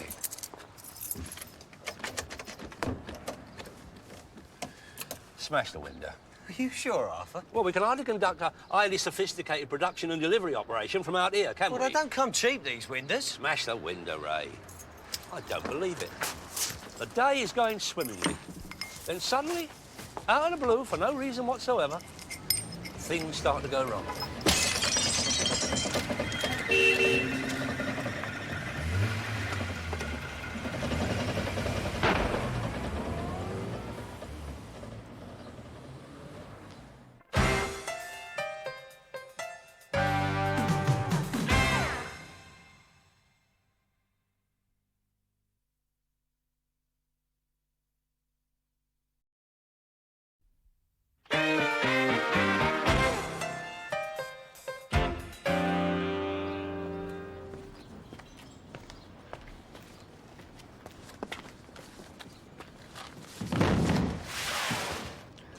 he play a lot of basketball? Eric, be careful.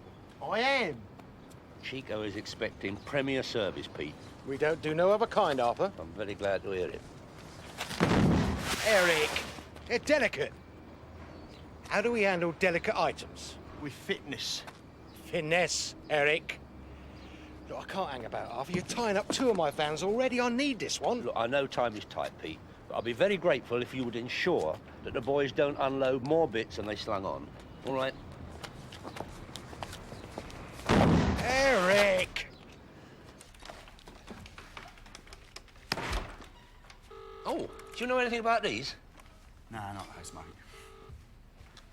We say you must first catch the bear before you can skin him, Mr. Daly. Really? Always thought of you as a nation of animal lovers, Bjorn. It is as well you're early. Well, no point in leaving everything to a mad dash at the end of the day, is there?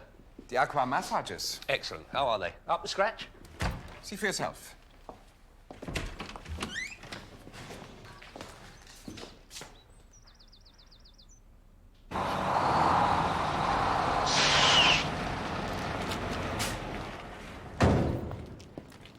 Cheers, mate. All right. There you go. What are they? Well, I don't know what you call them. I'd say they was bikes. Mr. Jurgensen will already be on his plane, Mr. Daly. And as yet, there are 2 holes awaiting him. And a full page. Yeah, there's a perfectly reasonable explanation, Bjorn. Mr. Jurgensen lists as the 3 things he most expects of his employees. Success, success, and success. This hardly falls into any of those categories. Yeah, excuse me a moment. My deputy and me are in constant touch. Hello, Ray? No, madam. Wrong number.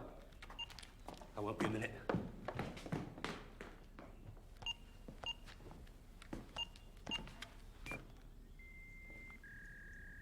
What is the matter with you?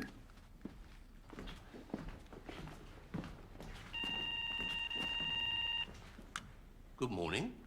Ray, thank God. I keep getting her indoors.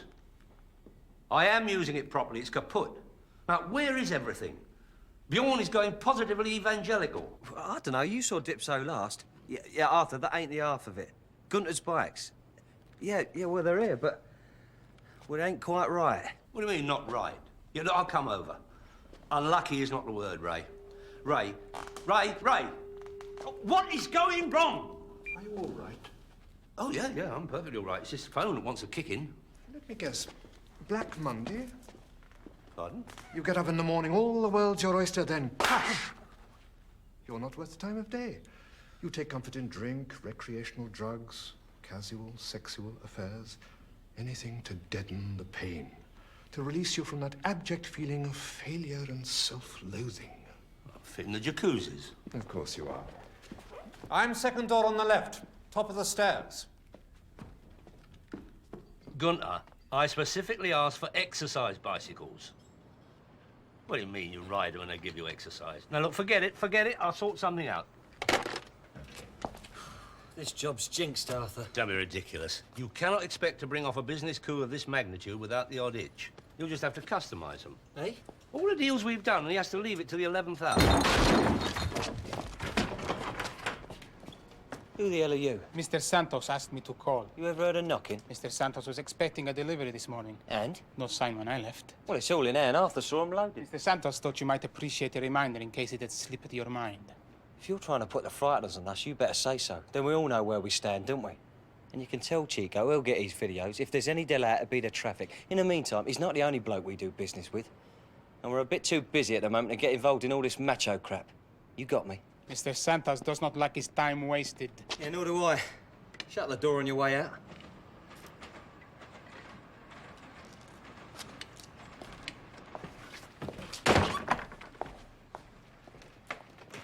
Those videos should have been there hours ago. Yeah, I'll see Pete. You cope with the bicycles. How? Well, use your imagination. Splash a bit of bright paint on them. Stick one of those Speedo things on the handlebars that I got from Larry. They're altimeters, Arthur. Well, not anymore, they're not.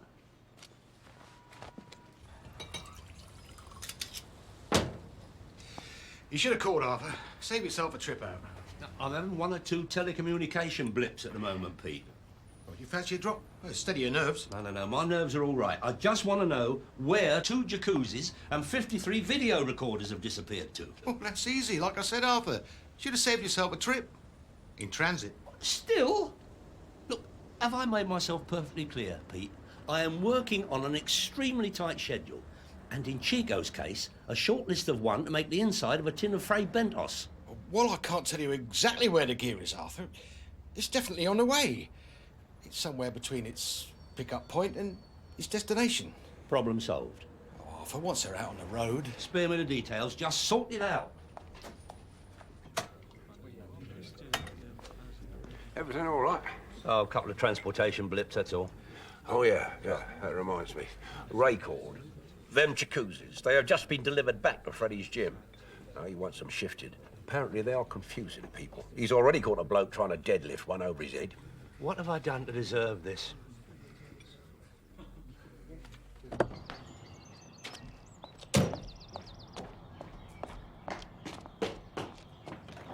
Afternoon. My God, is it? Yeah, what are you doing here? I want them bicycles finished. It's all right, they're done. Pete sent a van round to pick them up. I tried to call you. No, I'll switch it off, Ray. It was upsetting my digestion. Here, Arthur, there's something you should know before you go in there. You know how sometimes people joke about those days when nothing goes right?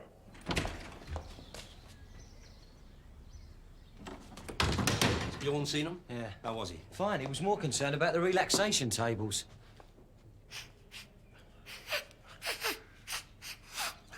It's formaldehyde. Preserves the body. Can't you get rid of it? Oh, we tried, Arthur, but it's ingrained. You've got to realise these tables have seen a lot of action. Spare me the details. Yeah, that's not all, Arthur. These motors are knackered. You try and tweak them up and they overheat. Has good news gone out of fashion?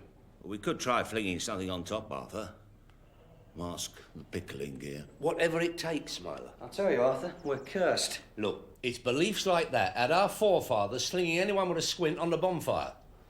Now, get on to Dipso, tell him I want those videos round at Chico's within the hour. Otherwise, the next slammer he experiences will not be the alcoholic variety. I'll get Dave to sort out the motors. Dave? Well, what he can't do with a drop of DW40 and a posi drive. Yeah, but you sure he'll turn out, Arthur? What do you mean? Well, I gather that he thought that being near you right now was like standing under a tree in an electrical storm. I have already broached the question of Dave's ridiculous superstitions with him. Don't add fuel to the fire. Ray Daly? Pete, just a minute. You what? Yeah, I'll let him know. Well, the jacuzzi's around at Chico's. He's refusing to let him go until he gets his videos. I've got nothing to feel guilty about. I've done nothing wrong. I am innocent. Of course you are, Mr. Daly. It's not your fault. Feelings of disgust, revulsion, sexual inadequacy, they're all quite normal responses to failure. But you're quite right. It's not your fault. Anybody can foul up. Yeah, I'm sorry. I'm too busy to chat right now. Mr. Daly! Mr. Daly! My door is always open.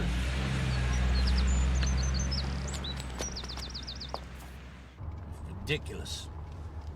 Hysterical. I sung in a school choir. My credentials are impeccable.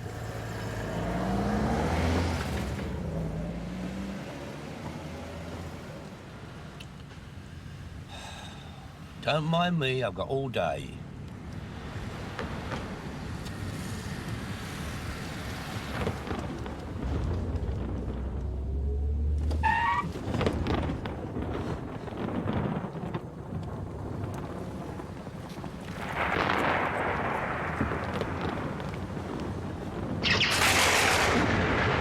I believe.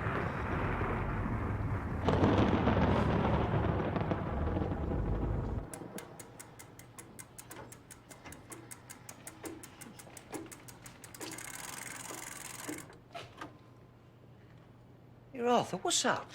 I've had an experience. The road to Neasden. Wallop. Yeah, you look terrible. Come on, here, sit down. No time, Ray. I've seen the light. We must press on. No, it's all right. I've done them all. No, not that. The nun's car. That's the only way we're going to pull this off. What are you talking about? I want you to go over to the monastery or wherever she lives and tell her you are going to give her motor the daily in-service once-over. Yeah, what's that mean? Check it out. Every nut, bolt, screw, engine, interior, whatever needs fixing, fix it. Wax it, polish it, full tank of petrol, get back here as soon as you can. Yeah, but Arthur, it's not a new car. There are bound to be things that I can't I don't care, Ray. Whatever it needs, do it. By the time you're finished, I want that motor immaculate. It's our only hope.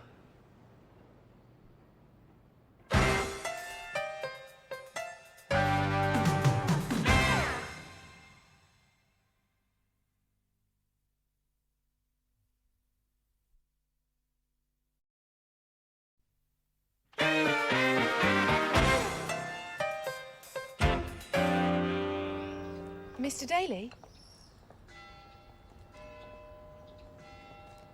Sister Angelica's had to pop out for a while. She asked me to make sure you're well looked after. Great. Is anything wrong? No. Do you need anything? No, thanks, sir. Got it all under control. Do you mind if I watch? No, sure. Sister... Virginia. Virginia.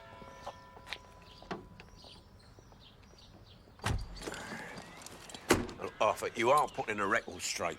Ray is there now, checking that if we did inadvertently sell at a slightly inflated price, the motor is guaranteed trouble-free for the rest of its natural. It's the right thing to do, Arthur. Yeah, well, meanwhile, the clock's still ticking. We've got one or two of our own problems to sort out. Yeah, well, fair enough. Now, where are these tables? Down that corridor, turn left, follow the smell of South Derrings. Could you pass us a screwdriver, please? Cross or slot? Hey? Phillips or ordinary? If it's the alternator loop, you want the small crosshead, won't you? The alternator's damaged, isn't it? Yeah, but... Sorry, shouldn't interfere. But when there are obvious things... Obvious? Well, the thermostat housing's cracked, the solenoid needs replacing, and I think the front suspension needs looking at. You sure? I'm not absolutely certain about the suspension. It's an educated guess.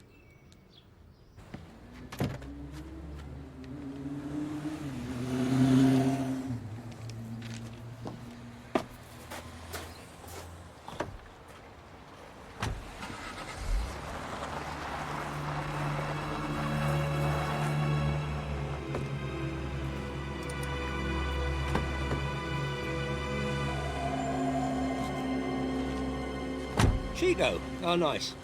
I was just on my way round. You have your passport in the glove compartment? I am not a runner, Chico. I know there's been further delay, but I personally saw the videos loaded on at the site of my other business. So where are they? In Transit.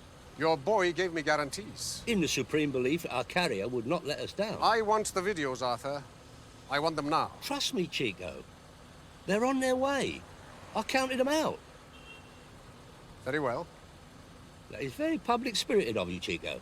It puts that whole business of Sir Alf Ramsey and ratting into perspective. I want 1,000 compensation for the day so far, plus 500 for storing your jacuzzis. You can arrange for them to be picked up whenever you want. 1,500? Fidel is all for physical penalties. Arm twisting, leg breaking. Yeah, I know the sort of thing. But I'm sure we'd both much rather avoid that. Wherever possible. 1,500 then. No checks or credit cards. So why didn't you help her choose the car? I'm still a novice, not allowed out of the grounds. Besides, Sister Angelica said she'd know straight away if the man she was buying from wasn't trustworthy.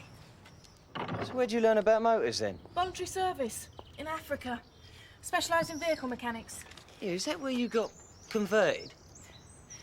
I'm not a gas servant. Sorry. Stop apologising. Yeah, sorry. Right. It's just I'm not used to... Well, you know, you being a... I won't bite. No. Now, I reckon if anyone can resist temptation, I'm sure you can. You really prepared to service everything? Uh-huh. Think the head gasket's seen better days? Head gasket. There's a fortune there in new parts. It's got to be done. Arthur insists on all his customers getting value for money. Yeah, it's like your sister said. He's a man you can trust. Thank God, the bicycles. Yeah, I was about to send out a search party. I got held up. Dad says I got to tell you you've had a call at the office. Someone trying to get in touch. It was a woman. I forget her name. Yeah, personal matters. It'll have to wait till this job is cracked.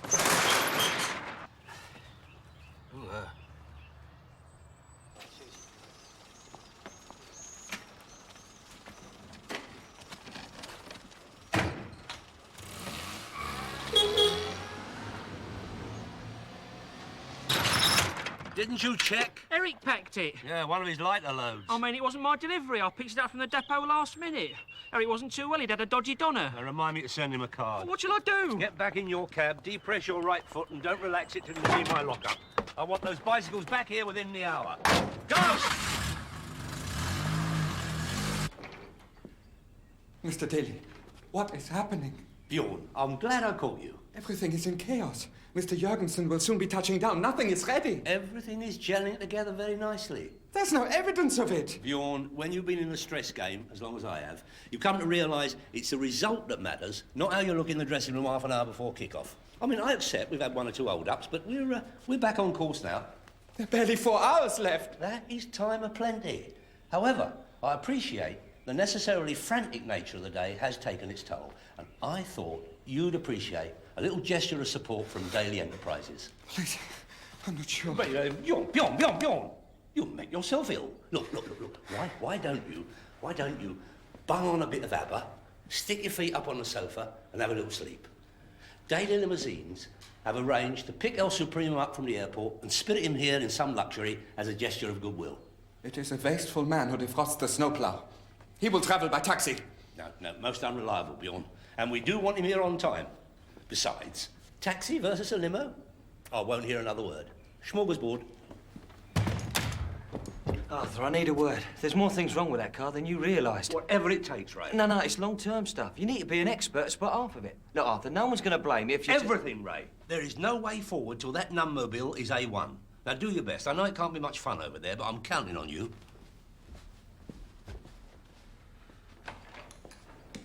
Oh, look, can't I leave you alone for 5 minutes? Having a test run, Arthur. We solved the problem, Arthur, but it's going to take a while to sort them both out. Oh, marvellous. The American end is about to nip through the Green Channel, short trip up the motorway, and Daily Enterprises can kiss goodbye to a lucrative few years in the breakdown business. I know, that reminds me, Arthur. Pete called to say that Clive had run into 1 or 2 fuel-related problems on his way back with the jacuzzis. That's it. Look, Dave, I thought gentrifying that motor was supposed to make things better, not create more mayhem. I need professional guidance.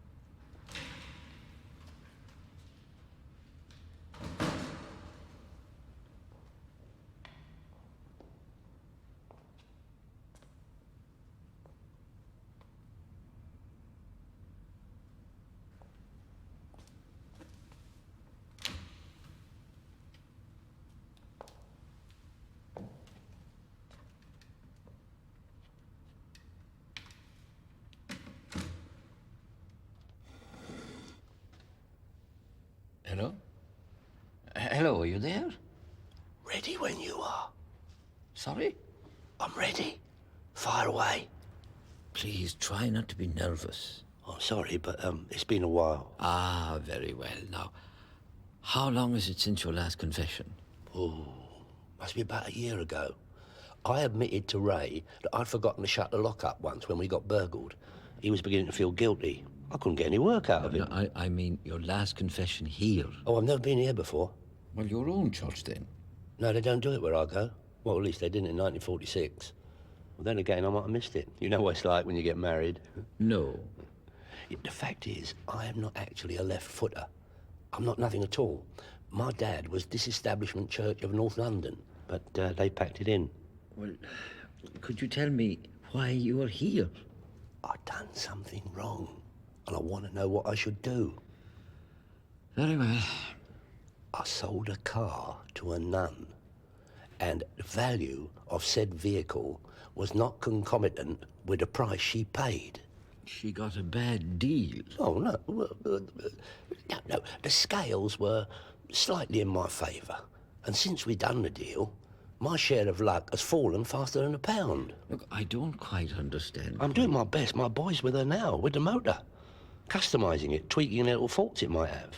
The car in question is a black Austin Allegro, is it not? Oh, it's true. He is all-seeing. Sister Angelica gave me a lift to Mass. She seemed very pleased with the vehicle. But I did have my suspicions when she told me how much she'd paid. I wish I'd never sold it to her. I've learnt my lesson, I can tell you. No longer will I leg it across the road when I see that bloke with the sandwich boards and the close-set eyes coming towards me. I will give him a fair hearing. Oh, please, look. You're sorry for what you've done and you're trying to make amends. Nobody can expect any more. I'm sure when your assistant is finished, Sister Angelica will have a car of which she can be proud. Please put your mind at rest. You mean I'm forgiven? Yes. Oh, Your Honour, I can't tell you what a relief that is. I'm glad I could help. Go in peace. Yeah, well, look, I'm a bit pushed for time, but while I'm here, there are a couple of other things.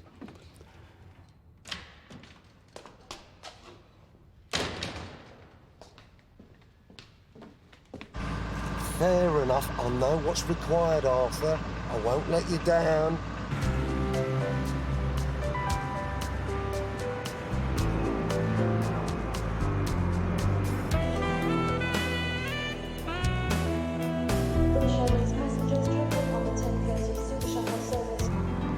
For Christ's sake, what is this? The road to Never Never Land? M25. It's famous for it. It's a big tourist attraction, like Buckingham Palace. What speed are you doing? 29 and a half. Jeez. I could slow down if you feel sick. Mr. Daly, I need to check progress. You'll be the first to know. I have to make deletions. Of course you do. Your men will not let me into any of the therapy areas. Regulations, health, safety, security. They've arrived. Oh, yeah. But plus the tables are up and running. We're almost there. Wow. What's the matter? You did tell the truth. How dare you? Only we're still having troubles. What's wrong with them? That is hardly going to pummel away a week's worries. What about the other one?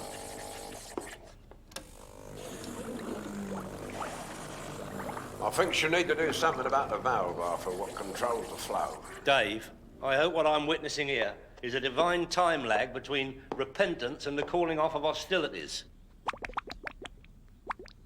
Do you want them all going on the same bill, then? Yeah, why not? Mr. Daly, you're finished. One way or another, yeah.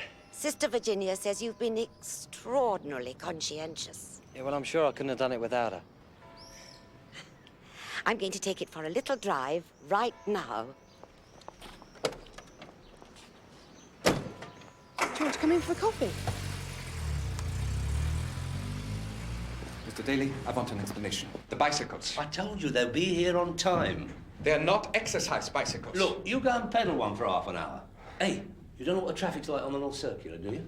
They're not as I highlighted on the brochure. You are thinking of the earlier model. Mr. Daly, I have just now ordered the correct bicycles. They will cost you an arm and a leg. The amount will come off your fee, Mr. Daly. I have had enough of this behavior. You are driving me mad. Mr. Daly? Ah, Dr. Jarvis. I think you're concentrating on the wrong man. Might I suggest you turn your attentions to the Scandinavian gentleman? Unless I am very much mistaken, he is teetering on the brink.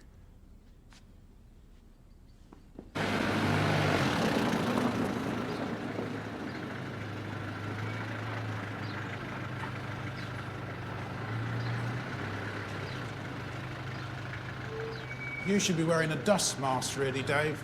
I remember this bloke. Look, Freddie, we've got 15 minutes at the outside. Would you please try and be constructive? Health and safety, Arthur. You can't cut corners there. My list needs attention. Sneaking in through French windows is not the behaviour of a professional person. Now, sling your hook. Go on, out. I must know how near we are.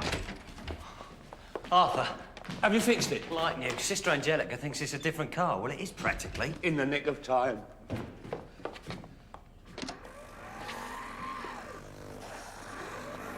I've been stitched up.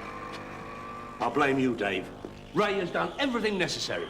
And the jacuzzis are still up the spout, and Jorgensen will be here any minute. Never, never, ever again will I enter into a commercial transaction with a religious fraternity.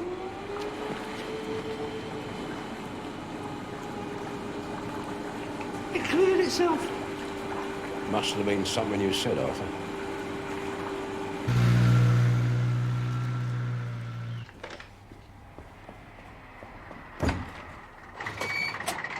Thank heaven for that.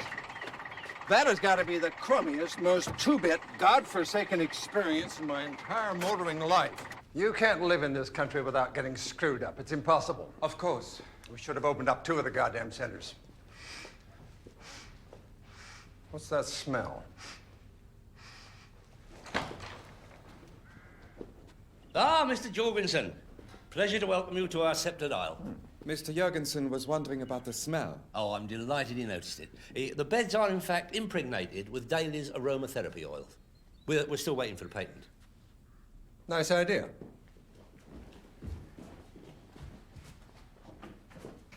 Yeah, it's good to have you aboard, Daly. I was beginning to wonder how a country like this ever got it together to run an empire. Oh, we do have our moments. There is a problem with the aqua massage pools, Mr. Jurgensen. Oh?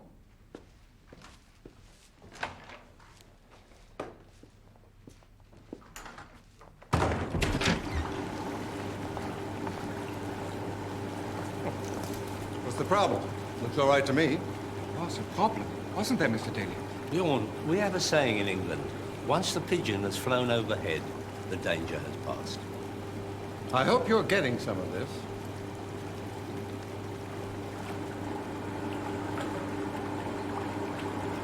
I couldn't hold out any longer. I understand, Bert. You did a good job. Off you go. Nice work, Mr. Daly. Oh, thank you. What happened to the bikes? They're on their way. Well, the ones I selected, Bjorn didn't like, so he sent them back. You did what? They were road bicycles. Indeed they were. Customised by my boys, so you get the outdoor feeling even when you're indoors. Ah, I like that concept. Oh, well, a good employee is an innovative one. But I couldn't agree more.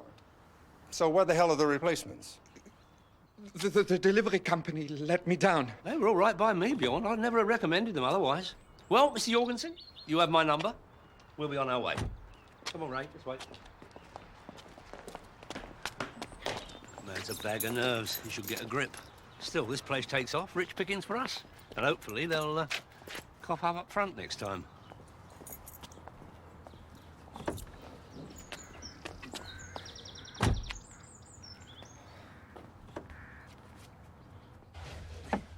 The Winchester, Ray. I need serious therapy. You will when you've seen this. It's for all the work I did on the car. I said mend it, not buy a new one. How much we got left out of the fee? Well, that's Les Chico's commission. No, you got the decimal point in the wrong place. I'm sorry, Arthur.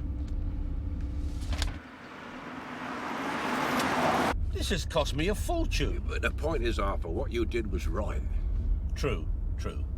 And if I omitted to notice one or two small defects because my mind was on other things, they have now been fixed to the satisfaction of all concerned. And I mean all. We can now go about our normal business without the constant fear of aggravation.